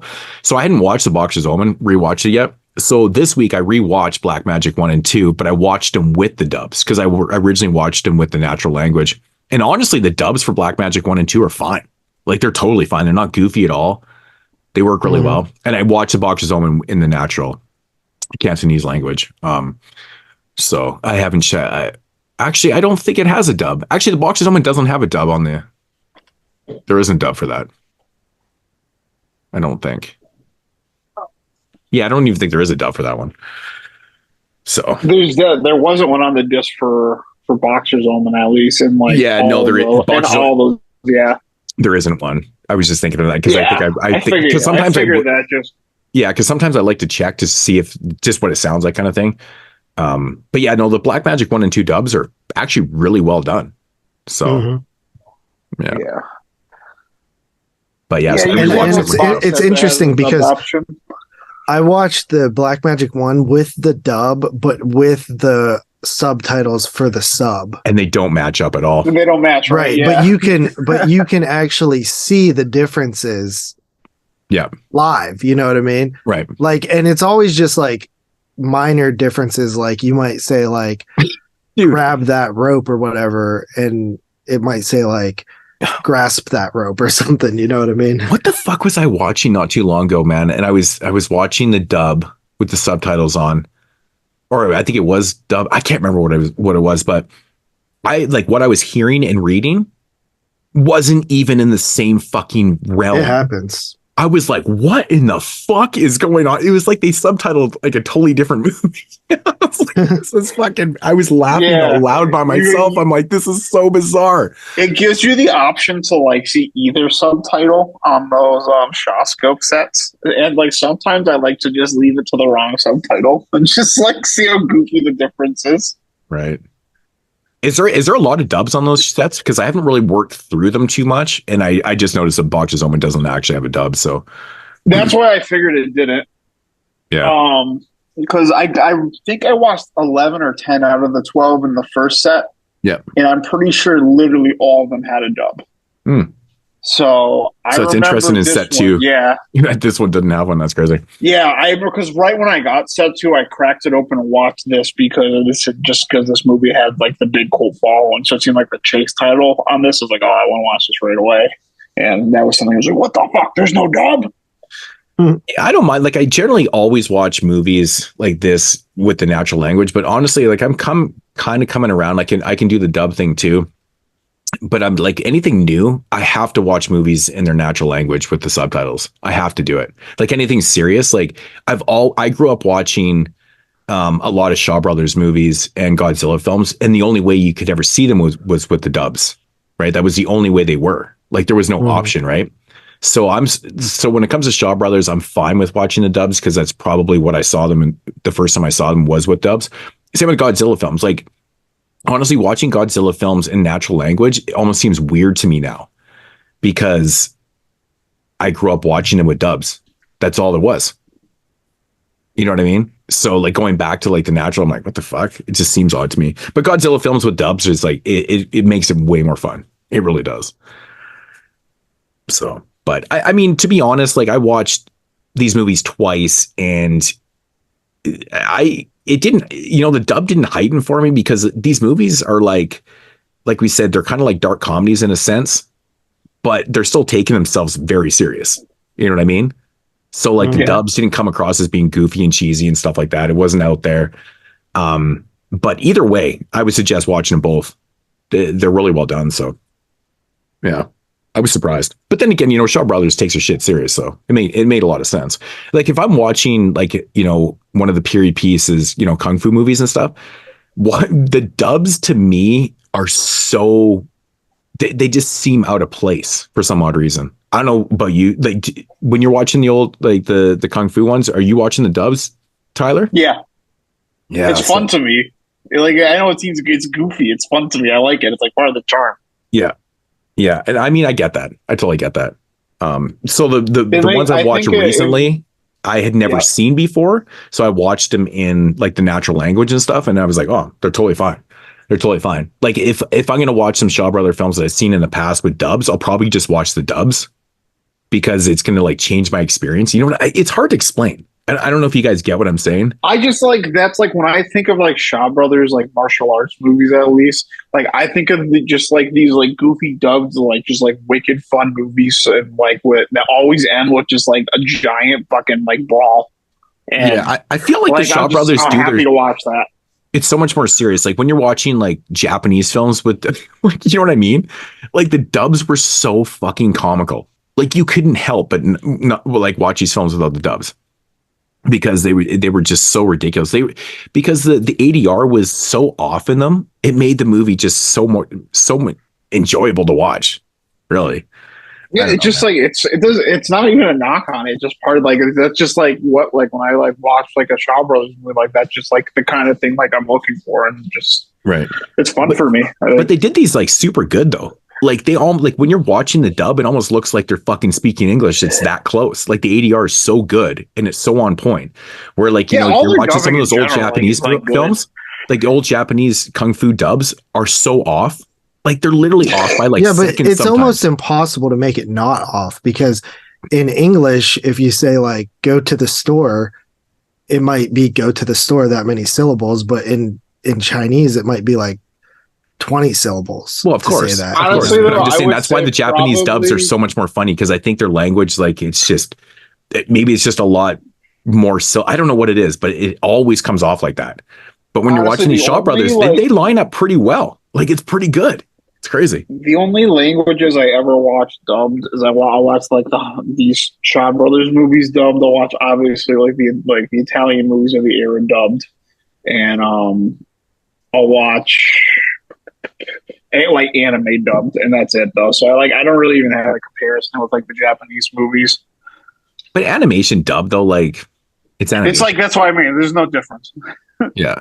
I mean, I have no problem with that too. I mean, even when we did our anime show, well, we did a couple of those, I think. I actually watched those without the dubs, but They're I don't not know. available I'm just for being like all of stubborn. them, but like when it's like a big movie, like around, like when it's like a big movie, or even if they go and do a dub for like a big series, like they get like good voice actors. Like anyway, like the dubs on like the people like voice acting like the Studio Ghibli movies are like big name stars. Right. Right.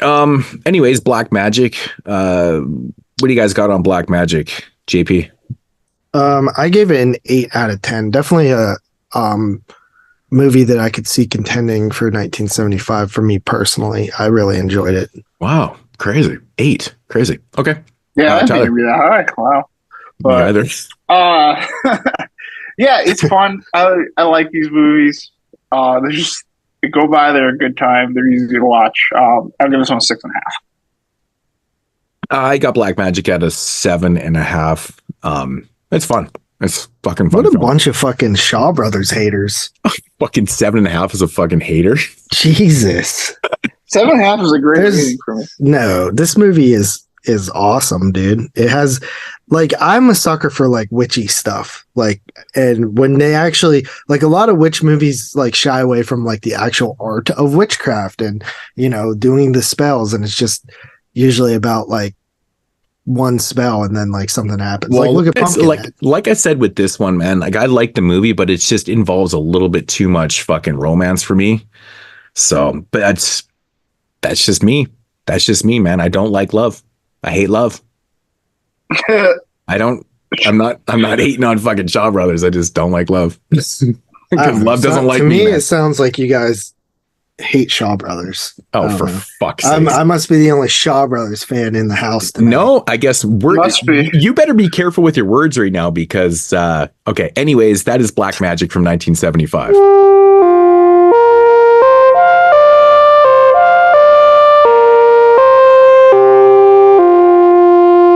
Moving along to the next year, 1976, with Black Magic 2, which, we didn't talk about the cast, but it's identical. It's literally everybody from the first film. So I'm assuming that they filmed these back to back. But everyone plays different characters. So the dude, like I said, that basically sets off in the first film, he is now the magician in this one. And quick little synopsis. An evil magician and his zombie minions are up against a trio of doctors who are on a mission to find the cause of an outbreak of an unknown disease caused by its spells.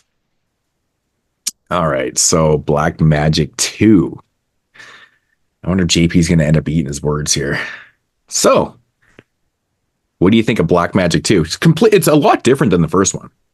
Yeah, it's just they take the same concept, like as like a Sarge, just like using black magic, and they just change the rules, and they get everybody comes back, and they just like let's run it back, guys. Except this time, let's just go like bigger with everything. It's I feel like there's more action. I feel like more violence. Oh, totally, and that's more actually why boobage. I prefer this one over the first one because it it ups the ante. But I like the whole concept of like this magician that has basically these bodies like he's got like I call it a body pantry.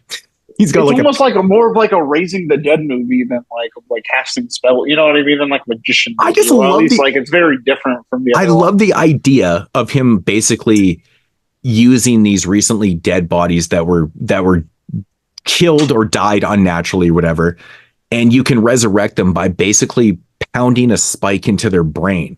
Like that is literally that was the fucking catalyst. cool. That's literally the catalyst for raising these people. It's crazy. Like, it's so out there, out of left field. It's fucking bananas. I love this idea.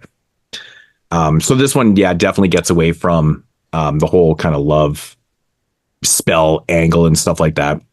And we talked about just like it goes kookier.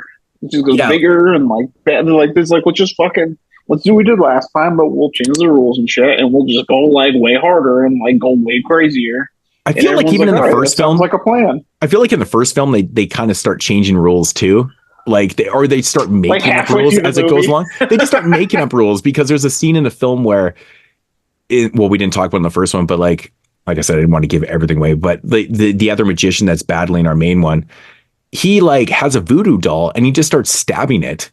And like the other magician's like feeling it and shit. He's like, oh fuck, blah blah blah. I'm like, how the fuck did he just do that? Like, they're just making up shit right now. Like, you know what I mean? But anyways, it works. It's fun. Black Magic 2. JP, what are your thoughts on Black Magic 2? I also think it's very solid. Up there with the first one for me. I like again, how fucking weird and kooky everything is, you know? Like, and honestly, this one has like very good set design as well. A lot of like cool fog and shit. Like, you got the white haired fucking wizard dude. Yeah. I don't know. I can't remember. No, dude, this movie definitely ups the ante in the atmosphere and stuff. Like, there's so many great scenes. There's a great scene, multiple scenes actually. The graveyard scenes are great. Yeah, the graveyard scene. That's what I was trying to get at. But there's also another scene where, you know, the girl's kind of getting possessed or whatever and walking through like towards his house, and it's shot so fucking beautifully, dude. It's so beautiful. Like, the colors pop, the atmosphere is fucking fantastic. The soundtrack is better in this one too. It's a little bit more funky and stuff. But I just like the whole idea of this magician who has essentially what we said, you know, zombie minions. Like, he's resurrecting these bodies based on that they're unnatural deaths and stuff like that. And they give this whole spiel of like how he's doing it and stuff. And the other cool idea is they bring back the breast milk in this one too. And they talk about like how this magician is actually like 80 or 90 years old or something like that. And he stays young by drinking human breast milk. Like, and there's a bunch of scenes in the film where he's literally milking women and he's drinking their breast milk and stuff and he's staying young. I like that whole premise, but the fact that he can like control these unnatural death bodies by pounding spikes into their head, and he can make them do what they want. And there's the whole third act of this film is just batshit, dude. It's like zombie fucking, you know, zombies battling, and it's just crazy. Hey, you would have thought this like was like JP said earlier, like it's like an Italian movie.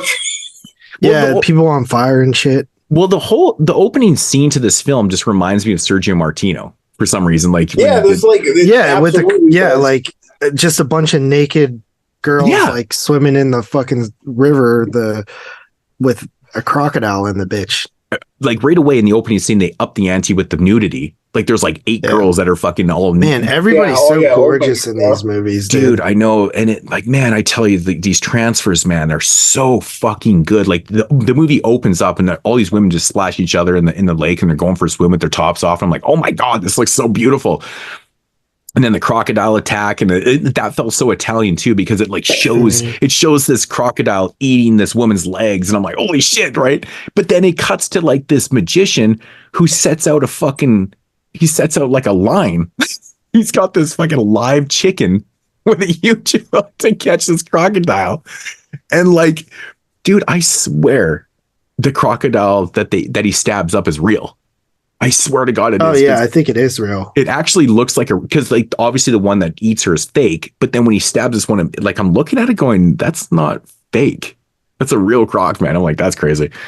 But that whole scene is so Italian. Super, super Italian. But it's kind of an interesting way of introducing a character that you don't see until the end of the film.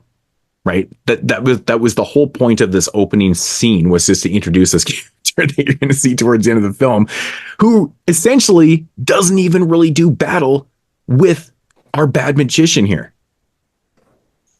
And I think one of the craziest scenes in the fucking movie, besides almost every other scene in the film, which is beyond crazy, is the scene where he fucking pokes out his own eyes and gives it to the dude, and he eventually fucking eats them. to get the power. I remember him shoving the spike through his mouth. Yeah, so that's when that he's just like came back to me. Yeah, so that's the bad magician. Before he goes into battle and stuff, he puts this fucking spike through his cheek, and then he slams his hands down on these spikes, and then he goes to battle and stuff. But so one of the doctors in the film, who actually is, one of the main characters from the first film, he ends up swallowing the good magician's eyes after he he's dying and shit like that to go to battle with this bad magician. I'm like, this is crazy. Like, this is out there fucking batshit insane. Dude, this movie is unhinged. It's super, super unhinged. I love this movie, man. It's great. Would you consider this a voodoo zombie movie? In a sense, yeah. In a sense, because he literally has voodoo dolls and I love that set design too, of like these voodoo dolls that are sitting up on these shelves. And each one of those dolls represents the zombie minion that's in his, like, just what I call like the zombie pantry. It's a bunch of bodies that are laying on these slabs. And there's like a bunch of which they never explained in the film, did they? About the hooded kind of minion people that are like guarding these people.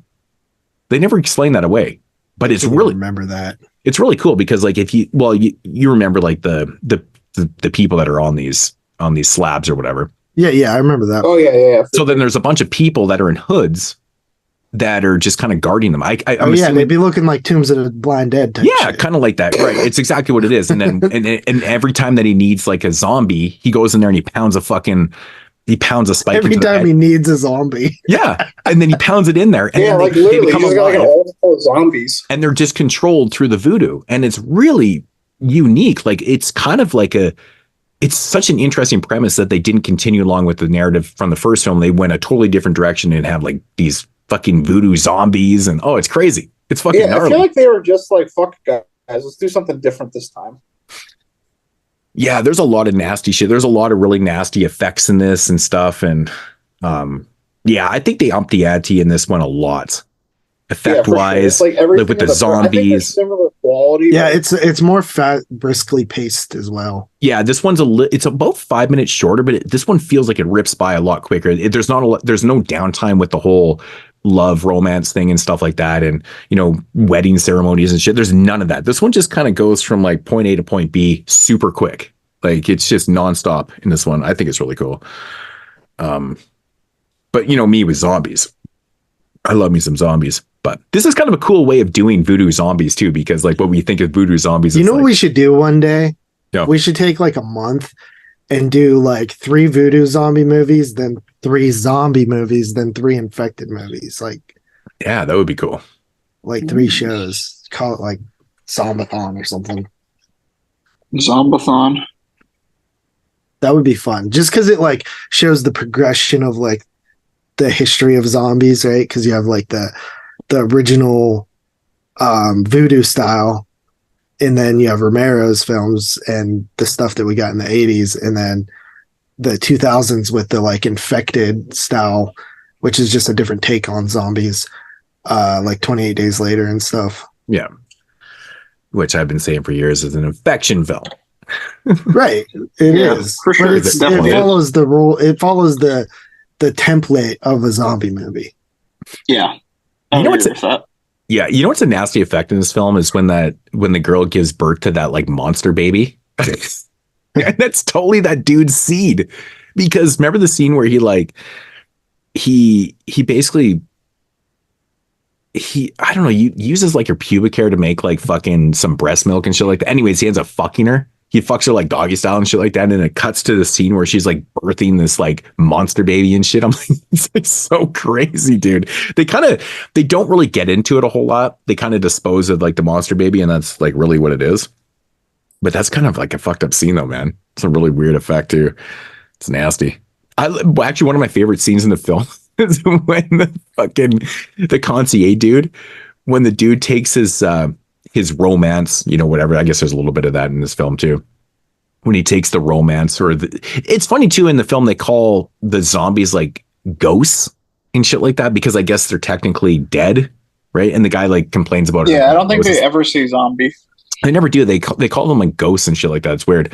But there's a scene where you would think they would be like goal, like they would call them goals. Yeah, you would think so. But where the guy gets all pissed off that he, the magician kind of fucked him over and stuff, right? Because he puts a spell on this ghost or whatever you want to call it, zombie. And he takes her to the hotel and he's fucking her. You guys remember that scene where the dude's like peeping Tom and he's like watching the shit? And so dude has like this weird amulet thing on his neck and stuff, and it transforms her back into like her old self because she died when she was like in her 90s, and he's created this elixir, this potion, whatever, that can turn them into like, beautiful young fucking zombie minions or whatever. Anyways, he's fucking her and the dude's watching and she's like getting all old and shit. And then he like takes one look and he's like, oh my God. And he takes a couple steps and he fucking faints on his face. It's like, oh yeah, he doesn't. Yeah. And She's he totally dead. He's on top of her. Right. Cause he's like fucking and then the guy. And so like this, this beautiful girl turns into like this old lady and stuff because of this amulet thing. Anyways, he goes and complains to the guy and he's like, yeah, fuck, whatever, man. And he just kind of brushes it off. It's so funny to me, man. But like when the guy passes out, I love the way he actually, it looks like he actually passes out. It's actually really good. So I just love that scene. It's fucking funny to me. But again, going back to the whole comedic thing, right? It's like done in a dark comedic way. Like obviously it was meant to be a little bit funny, right? You wouldn't have this guy fucking passing out and shit. It's pretty good. But yeah. I love the voodoo dolls though. I love the whole idea with the voodoo dolls. I think it's fucking fantastic.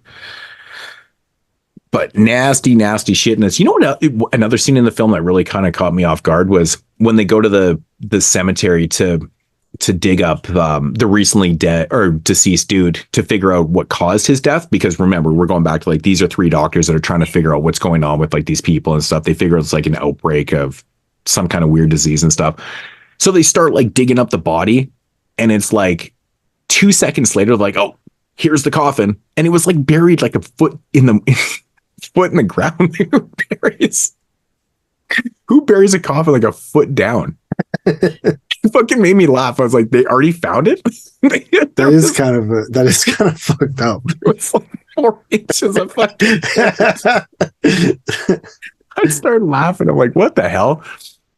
But I love that scene though, man. They open up the casket and it's just like this body that just died and it's super decomposed and it's nasty fucking maggots and worms and gross shit and stuff. And then they're there to figure out what caused this death because, he's a doctor. He doesn't really believe in this black magic shit, but he kind of does. And he's like, okay, we're trying to figure this out and stuff. Anyways, he takes a scalpel and he fucking cuts open the body. And I was gagging, dude. The effects are so fucking gross in that scene, man. I'm like, oh, it just looks like blisters and nastiness and decomposition. And oh, fuck, it's gross. That's one thing I like about this movie, man. The effects are nasty, really fucking nasty, like enough to make me gag. But it's always a good thing, man. If you can make me gag. Yeah, they don't shy away from like fucking nasty shit like worms and fucking. I think that's like part of the appeal, like Shaw Brothers. They're always just like, let's up it. Everything. It's just everything about it's like over the top. Yeah, like and you are right about that. That's something I guess I've really observed. Like in a lot of their movies, like they'll just do like kind of like gross shit that like nobody else is doing. Well, we haven't got to the Boxers Omen yet, but like there's a scene in the Boxers Omen where they're literally chewing up and they're passing and it's not cutting. Did you guys notice that? There's no cuts in that scene where they're passing off the chewed food and like the puke and stuff. Okay. Ew. I was fucking gagging because I totally had forgotten about that. I'm like, oh my God, I was fucking gagging, dude. Dedicated to the cause. I mean, this movie has it's got fucking dueling magicians in it, man. It's got nasty effects. It's got fucking like zombie minions. It's even got zombie rape in it, man. Like those zombies. It does not have Gestapocons. That's the only it does not have Gestapocons. No, it doesn't. But it has zombie rape for like a brief second. So you don't really get to see anything, but like it's implied that it's there and it definitely happens. Yeah, there's just a lot of crazy shit, man. The third act in this film with like the kung fu zombie fighting and shit and like the burning house. And I think that effect is really cool too, because it shows it like completely burning out of control and stuff. But it's totally like a miniature that they just blew up. I love that effect. It's so good, man. It's so good. You know what? One scene in the film that had me howling and it felt like a James Bond movie was the scene where they're fighting on the air tram thing. You guys remember that scene? And it's totally done by green screen. Oh yeah.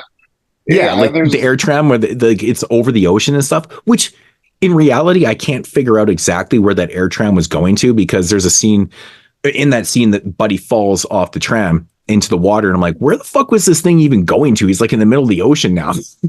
Like, this air tram thing makes no fucking sense to me, but I love it because it's totally done with green screen and you can 100% tell it's so cheesy. It's so awesome. It's a fun scene. But it's reminding me of James Bond. Movies like always just like kind of like a helping of cheese in it too, which it's like it's just like another flavor of it. It's like it's not done in a way that like turns you off at all though. Mm-hmm. Yeah, I still think the idea of the spikes in the head that turns these things into like the controlled kind of voodoo zombies is like one of the coolest ideas. I think that's just fantastic. I think it works so well. It's so creative and fucked up at the same time. I love it. Like, who comes up with the idea of slamming like 10-inch spikes into a head to make you work? I don't know. It's so bizarre. Shaw Brothers, man. It's fucking awesome. Do you think they just like stood around? They were like, and like it was like a group collaboration effort. Like, all right, well, what should he do to make him come to life? And someone just was like, I don't know. You can hammer a stake in his head. Right. That's some like Jeffrey Dahmer shit. Yeah, it's weird because like you think in this film, like I alluded to before, that you were going to have like a magician showdown and stuff like that. You don't get that in this one. And it's because the magician, he eventually like he ends up poking out his own eyes, and then the doctor ends up eating him, and he kind of gets his power and stuff like that. I do think that like the battle with like the way the dude dies, like the main magician, I think it's kind of weak the way he dies. Like it just, I mean, it's not like overly the greatest, but it's kind of like my least favorite part is like how the evil magician actually dies in this one. You know what I mean? But yeah, that's like my only real complaint. But this one, I feel like just amps it up. This is a fun fucking movie, man. Fucking fun fucking movie, man. Like I was so shocked because I was like, damn, dude, like, man, it's got some cool ass ideas in here, man. Really cool. I'm surprised these shits aren't talked about more. It's crazy. Mm-hmm. I think a lot of people have seen these movies. I feel like Shaw Brothers horror in general just is like not really like seen. I just feel like these are, I mean, they're simple premise. Like, honestly, I can see how people might get a little bit confused by the narratives and stuff, but they're honestly not that hard to follow.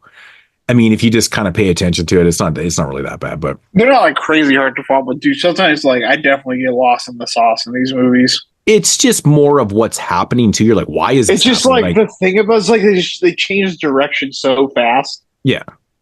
They're just the thing that gets me, I feel like they just start making up rules within the abilities of the magicians. That's what I mean. Like, it's like you can't predict where these movies are going. So it's like they fucking like made it up like day to day as they went along. Oh, 100%. 100%. I feel like that's what they do in the Boxers Omen too. Like with the whole narrative with like dude, he's a fucking brother. The Boxers Omen. Jesus Christ. The fact that he turns out to be like he's like kin. He's like his fucking twin brother. That's always connected to the thing. I'm like, what the fuck? So ridiculous. Yeah, that's a wild ass movie. Oh, dude, oh my god. You guys have anything else on Black Magic Dukes? I don't think so. All right, Tyler, what do you got on this one? All right, I think these are in a similar vein, but this one amps up a little, so I'll amp up my score a little. This one will go 7 out of 10. Yeah, this one I'm going to go up to an 8.5 on this one. I really enjoy Black Magic too. I think it's fucking just fun as hell. Super fun. JP? I'm coming in at an 8 on Black Magic 2 from what I wrote down. Don't really remember a whole lot though. That's the problem with, dude, my memory, like I'm actually getting embarrassed a little bit with some of this stuff because like if we push back a show, bro, it's like I'm fucked these days unless it's a movie I've seen before. Right. Because I maybe I need to start taking notes or something because my memory is pretty garbage. Honestly, the thing is though, these movies are both like really plot heavy and like they're similar, so I can like definitely they're very similar. That's Well, and I watched these two really close together, and then Boxers. Yeah, I watched these like a day apart. Like I'm on kind of on your side. Well, like I remember the premise, and I remember the things I like about it, but like I don't remember like even the movie like I just rewatched I mean? it this morning too. Like it's like super fresh in my mind, but I just want to give everything away. I want people to go and watch it, man. It's fun. But I get it though, like how you can get these things completely twisted because it's literally the same cast in both movies playing different characters and stuff. And they're shot and they look kind of similar and stuff. Like there's a lot of similarities, right? So I get it. All right. Anyways, that's Black Magic from Black Magic 2 from 1976.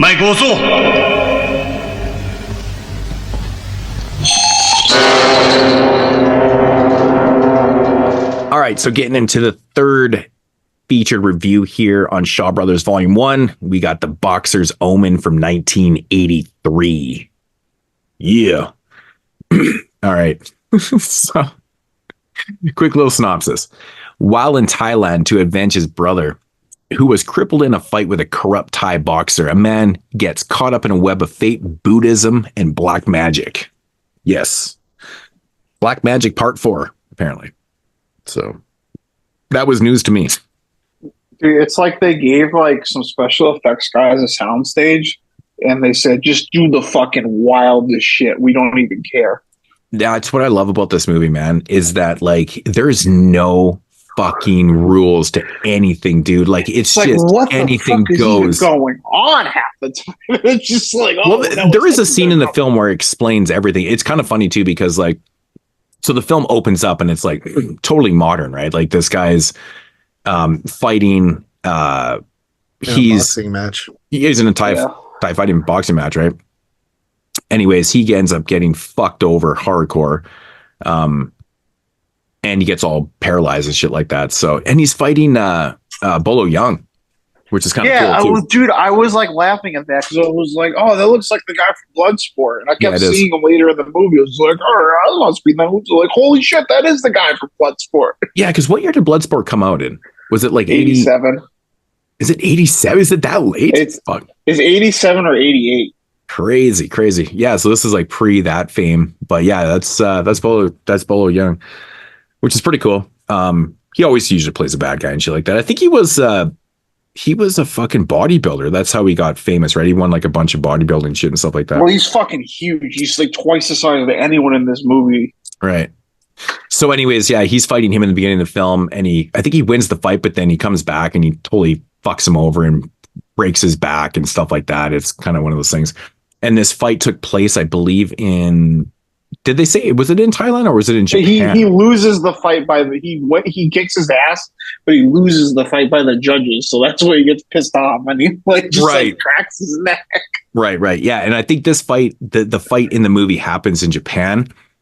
So because that's where he has the scene where he goes back to Thailand and they're like, the judges fuck our boy over and they give him the win trophy. Yeah, and so the movie takes place in Thailand or whatever. So it goes back to Thailand and stuff like that. And now I don't think Japan has anything to do with this. No, the fight in the beginning of the film was in Japan. It wasn't in Thailand. No, I think it was in Hong Kong. No, it wasn't. Well, maybe it was in Hong Kong. No, it's not. Well, it wasn't in Thailand. No, it's in Japan. That fight took place in Japan. Between the Thai fighter and the Hong Kong fighter. And that's funny. And that's the other funny thing. No, I thought that took place. Wait, because it might have been Hong Kong. Either way, it wasn't. I think the idea is that the judges were hometown favorite. Yeah, it is the idea. Oh yeah. Oh no. Yeah, you're probably right about that. So no, I swear they say that it was in fucking Japan. The fight was in Japan. Yeah. Either way, it's like it's not Thailand, and Thailand felt like that their boy got fucked over. Yeah. Anyways, it doesn't really matter. But anyways, the movie jumps forward to Thailand where we get introduced to our main character, which is the guy that just got fucked over his brother. And so he's there basically to, more or less avenge his brother's crippling because he doesn't die and shit like that. No, he paralyzes him. He's all fucking paralyzed. But the thing that sucks about his brother is that he was like a world-class fighter and stuff like that. He was well known and shit. And so he feels like he's got to do something about it. So anyways, he ends up having to become a monk. Like the short and long of it, he ends up having to become a monk to obtain like these powers and stuff like that to avenge his brother's death. And how he's connected to this whole thing is there's like this Buddha that had died in the past and stuff like that. And he had like all these past lives and he's got all these powers and stuff like that. And he's connected to this whole thing because in a past life, he was actually a brother to this dead Buddha. The narrative is like absolutely fucking ridiculous. Do you guys remember the narrative at all? Not really. Yeah, no, I remember this one. This one's more straightforward. Yeah, It's so like it's more like I feel like if you know like the maybe like some religious aspects of that culture, it might help a little bit, but the whole like past life stuff is a bit confusing. Yeah, I mean, they explained it throughout the film a couple different times, but that's how this brother is actually connected and how he needs to or why he, for the avenging thing and stuff like that. It's also to save his own life too, because the Buddha was done wrong. He was killed off because right before he was about to take his like true form and stuff like that. And that's how it involves the brother. He's going Super Saiyan, huh? So that's how it involves the brother too, because so if he doesn't actually avenge his brother's, fucking killers or whatever you want to call them, it's going to affect him too. So it's like a dual thing. It's like a dual storyline. It's kind of interesting how it goes. But to do this, he has to become a monk. And he's like, not like this. And I think it's really funny actually how they incorporate the whole monk thing, because if you guys know anything about monks, like they're born to be monks, right? Like they're bred to be monks. Yeah, like you don't just become a monk. But it's kind of funny, like he becomes a monk like pretty much overnight. He does all his vows and stuff like that. Yeah, you just gotta shave your head, dude. He shaves his head, does all this type of stuff, becomes a monk, and it's kind of cool too, because this is like the tale of like two different movies too.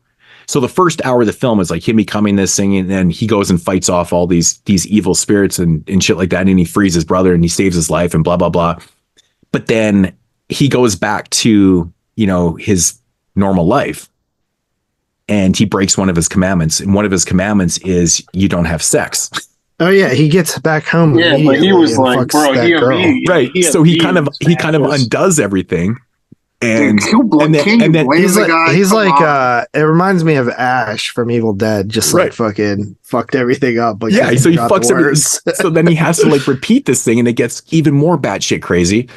And it's like it's like the same story, but in two different type of movies. It's so bizarre how they do this. But this movie is just filled with crazy special effects, like Tyler alluded to. This is wild, bro. Like everything from like the bats to the spiders. Oh my to the dude God. climbing the fucking ceiling for no reason.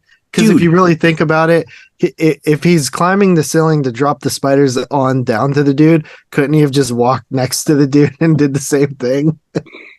My God, like everything from mixing up brains and skulls, like that scene was fucking awesome. All those like containers up on the shelves, they got nasty shit in them, dude. There's like an alien head looking fucking thing. There's that huge Buddha rock that they're on, and oh my God, dude. Yeah, it's just, the crocodile. What about all the little crocodile skulls?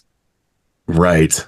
Like that's chomp. Yeah. Like that's like ridiculous. Like when people I'm literally talk about watching this, like, what the fuck is what kind of LSD are they on in this movie? This movie's so colorful too. There's so many crazy colors to it. There's so much fucking effects. It's like one of those movies, like, people look at Suspiria and they say like, there's like no narrative to it. It's all fucking, whatever they call it. But this movie, the substance. Yeah, there's a narrative to it, but it's not the narrative that necessarily makes it good.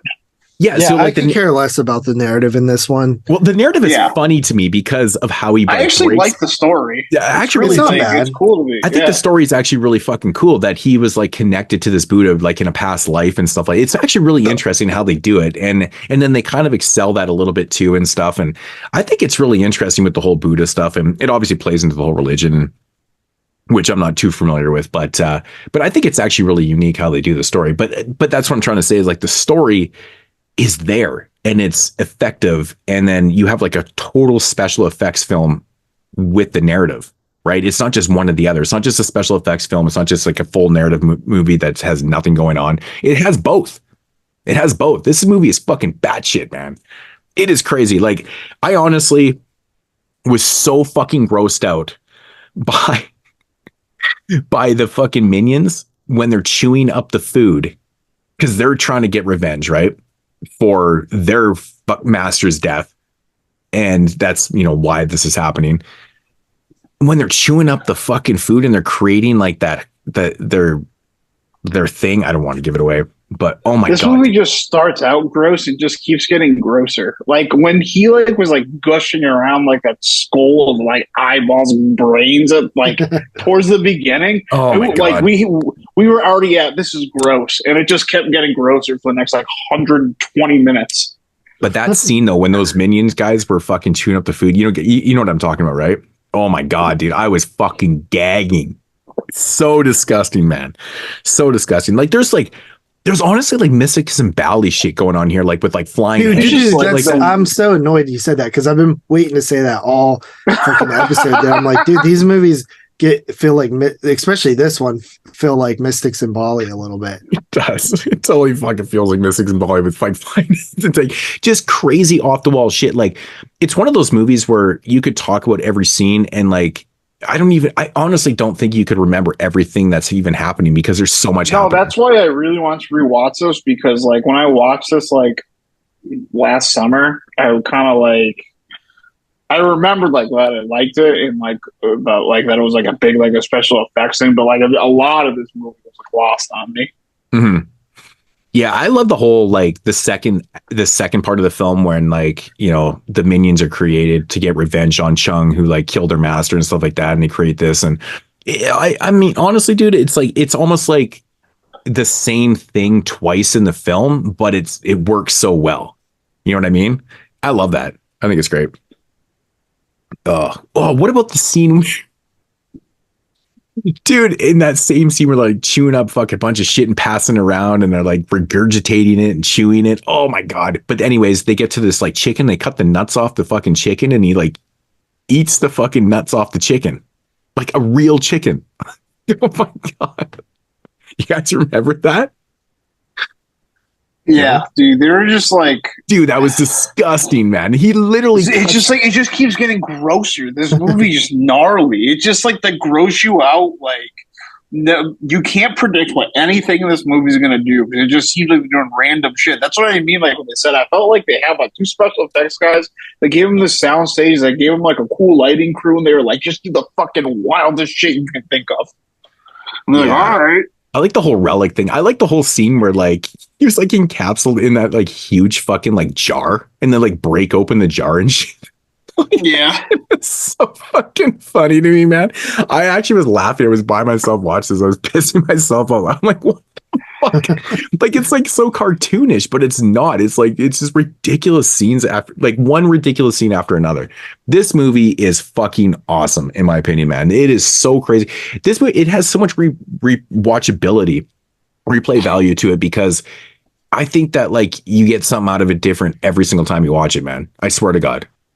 And yeah, it's pretty cool, dude. I think it would be benefit from a rewatch. I could see myself watching this every once in a while. It's pretty fun. I had watched this movie super years unique ago too. when I had the DVD, and I completely couldn't remember anything of it.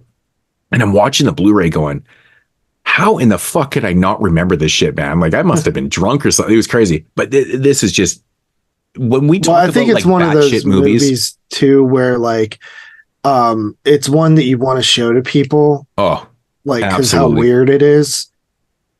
It's crazy because it's so fucking weird when it comes down to all the effects and stuff and what's going on and shit. But narrative wise, it's actually pretty easy. It's surprisingly pretty easy to follow. Because they have this huge explanation twice in the film what's exactly going on. And I'm like, that's interesting. Because I expect I just was watching this thinking this is going to be such a fucking weird mess and hard to follow and shit, but it's really not.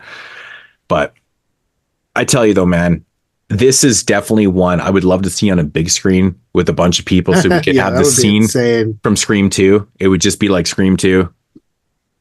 Everyone going crazy. It's fucking so much fun. I would love to screen this movie, man. It'd be great. Oh man. It's so bad. Yeah, this would be a good. This would be like a good movie to show like a bunch of people. Like, all right, you guys want to see some weird shit? It's honestly one of those films that you have to see to believe. You can't describe this film to someone. You actually can't. Want to see something crazy. Like, I don't want to give all the cool shit away because I want people to go and watch it, but like, there are some scenes here where I'm just like, what the fuck? Like, I must have said that fucking 20 fucking times watching this movie. Like, this is amazing. Like, I was so enthralled in this movie that when it ended, I wanted to restart it. And it's the longest of the three. Like, this is a really weird, like, 3 movies to watch because I really like Black Magic. I like Black Magic 2 more. And then you watch the Boxers Omen and I'm like, holy fuck, I like this one even the best. Like, they just kept getting better. So I was like, when I finished it, and it's like 99 minutes, like it's almost 100 minutes of just craziness. I just wanted to rewatch it, man. I was like, that's crazy. It's so much fucking fun. So much fun. Yeah. So I highly recommend this. I don't know. I don't really have a whole lot more to say on it. Just fuck, I don't want to say. I have like all these notes written down. I have all this shit. I'm like, no, I don't want to say it. I just don't want to give shit away because it's fucking fun. It's so much fun. That's all I can say. But I guess I start on this. Do you guys have anything else on it? Nah. No, I think we're good. We're good. I'm coming in at a 9.5 out of 10 on this one. This is quite possibly one of my favorite Shaw Brothers films in general. Like, this shit, just wow, man. I was floored watching this, man. I'm like, it's eye candy, dude. If you like weird shit, crazy special effects, just nonstop beautiful set designs, the colors pop, the fucking atmosphere is really cool, man. There's a cool narrative to it. It has everything going for it, man. It's such a unique film, and it's just batshit crazy. If you like this type of shit, man, this is for you. Boxers Omen, man. Awesome stuff. GP.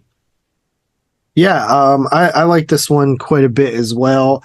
I think it's probably the best one out of the 3, even though I am partial to the first one a lot, just because I really like the story. I know Moodz doesn't like lovey stuff, but I do sometimes. This one is super interesting just because of how batshit it gets, and it's maybe not quite as wild as House, the Japanese film House, but I feel like it's in a similar vein of just like weird shit. Yeah. But this one may be a little bit more grounded. It's pretty awesome. I'd probably give it an 8.5 out of 10. Probably the best one. Tyler. Yeah, I definitely would say this is the best one. This one goes pretty hard. I think it's got the best narrative. It's got the best effects. And it's just like, it's a really unique film. It's just like, it's one of those just like weird fucking cult movies that like you just like, it's a bucket list where you have to see this movie, even if you're not into like Hong Kong or Shaw Brothers. You don't know anything about like these movies. Like, this is just a movie like you gotta see. This movie's fucking cool. I'll give this one an 8 out of 10. Yeah, man. Like, I gotta say though, man, I gotta say this. I wasn't gonna say it, but like, it has one of the best titties on the glass scenes I've ever seen. Oh, I love that baby! Scene. Right at the beginning too. Oh, I wasn't gonna say right it. When it's right at the beginning, you're like, yes, this movie's got lots of so good. And all the chicks are so hot. All these women, like from these Hong Kong movies, are like gorgeous. Dude, all these movies, man, the women are so. I mean, the first 2 movies have the same cast, but like all the women are so beautiful. Like, and if you guys are familiar with like, you know, Shaw Brothers film and stuff, you'll recognize all those actors that are in these in the Black Magic films. They're in tons of other movies, like all of them, every single one of them. So even this film too. Actually, the dude, I can't remember his name, the lead actor in this film, is it with Philip Coe? He actually plays a bad guy in most of the movies he's in, but he plays the good guy in this one. It's actually really interesting to see him in a good role. So I decided to throw that out there. It's kind of weird. So if you ever see him in a bunch of other films, you'll see him as the bad guy from now on, because he pretty much always plays the bad guy. It's crazy. So, yeah, man. Fucking Boxers Omen, dude. Like, it just, I mean, right from the start of the film with what do they call it? The bag of body? Like that fucking bag just like full of body. That part is fucking nuts, too, man. Oh, dude. Okay, I'm gonna stop. But, dude, the fucking skeleton's getting fucking pounded by the sledgehammer. Okay, I'm gonna stop. I'm not gonna give everything away. There's so much just crazy shit in this film. I love it. Anyways, that is gonna conclude this episode. That's the Boxers Omen from 1983, episode 259. Fucking fun, dude. I can't wait to do part. Like, there's so many other films that we can do. Like, I mean, we'll look at the rest of that top 10. Oh yeah. I mean, Hex is great. Fucking, I'd seen all those movies except for one, so I gotta check that one. I don't know where you can find that one, but yeah, I'm looking forward to it, man. Shaw Brothers, good shit. Can't go wrong. Wow, I feel like this episode was really short, but probably compared to like the last couple we've had. Yeah, we had some bar burners. Mm-hmm. Yeah, there was a couple really well. Fuck, I think we had one of the longest intros, man. On was it OG Veers remake? That intro was like over 2 hours. Yeah, that was wild. Yeah. That's because Dan couldn't pick a favorite anything. Dude, if I had more time, I was listening back to that. I was going to put crickets in every single question, man. Because like he paused for like seconds. I'm like, dude, it's supposed to be rapid fire. Rapid fire. I never met a more indecisive man. Faulty or Argento? Well, you know. Well, you know, yeah, break it's hard it down. to pick Fucking pick one, motherfucker. Come on. Just say fucking one. AI Dan. Come on. Oh man, it's funny shit. But yeah, no, that was really fun to do, man. Yeah, pretty cool. Shaw Brothers shit, man. Next week we have an interesting show. What are we doing next week? We are doing urban horror. Oh yeah, urban horror. Yeah. We were going to call it hood horror, but I feel like urban horror lends it a little bit more. Yeah, you can cover a little bit more stuff. Right. Because there's a lot of like urban style horror movies that don't necessarily take place in the hood. Right. And the suspects are Bones from when did that come out? 2000, 2001, 2002, maybe 2000, 2002. I see. Have that soundtrack actually too. Then we got Hood of Horror, which actually is Snoop also, right? Yep. And I can't remember what year that one came out. What was that? 2006 or something? 7? Hood of Horror is, I know that's an anthology, right? Yeah. I can't remember. It came out around that time. 2006. Yeah. It was, I believe it was originally supposed to be part of the 8 Films to Die For. Right.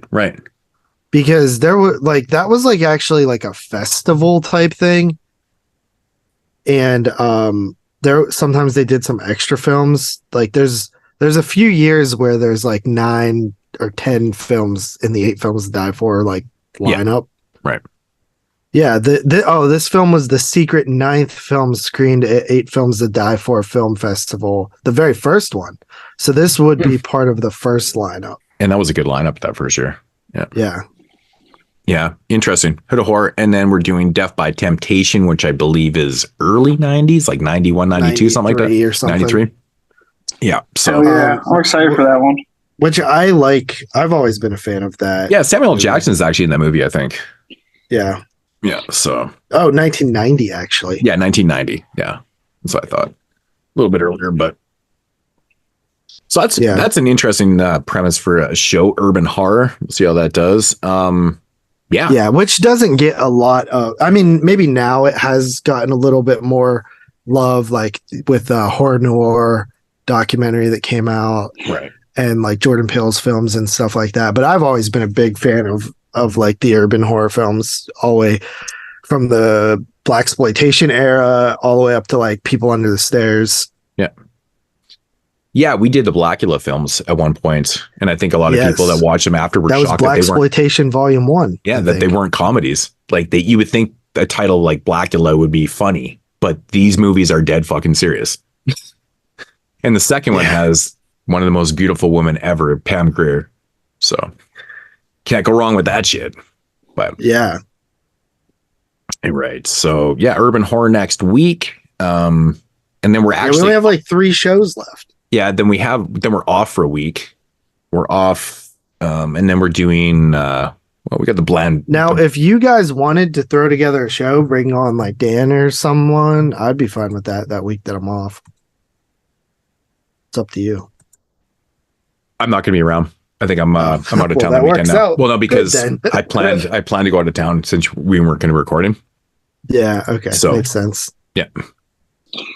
And then we got just 3 more shows: Blind Dead franchise, Dantis 1 and 2, and then Top 10 at 36, which will be the topper on the season unless we end up doing a Calvin show. I don't know what's going to happen with that. We might do something in the summer if there's time. Yeah, I think we'll probably end up doing some summer shows. Like I said, right now the schedule for me is I totally don't know because Troy, my kid, is going to be on a different team for the All-Star Ball this year, so I have no idea what our schedule is going to be like. It sucks. I hate not knowing, but it's the way it goes. That's the way it goes. So anyways, I guess we're done. Yep. We'll see you guys next week. All right, guys. See you guys in episode 160 or 260. 160. 260. All right, guys. Good Lord. Check you later. Peace.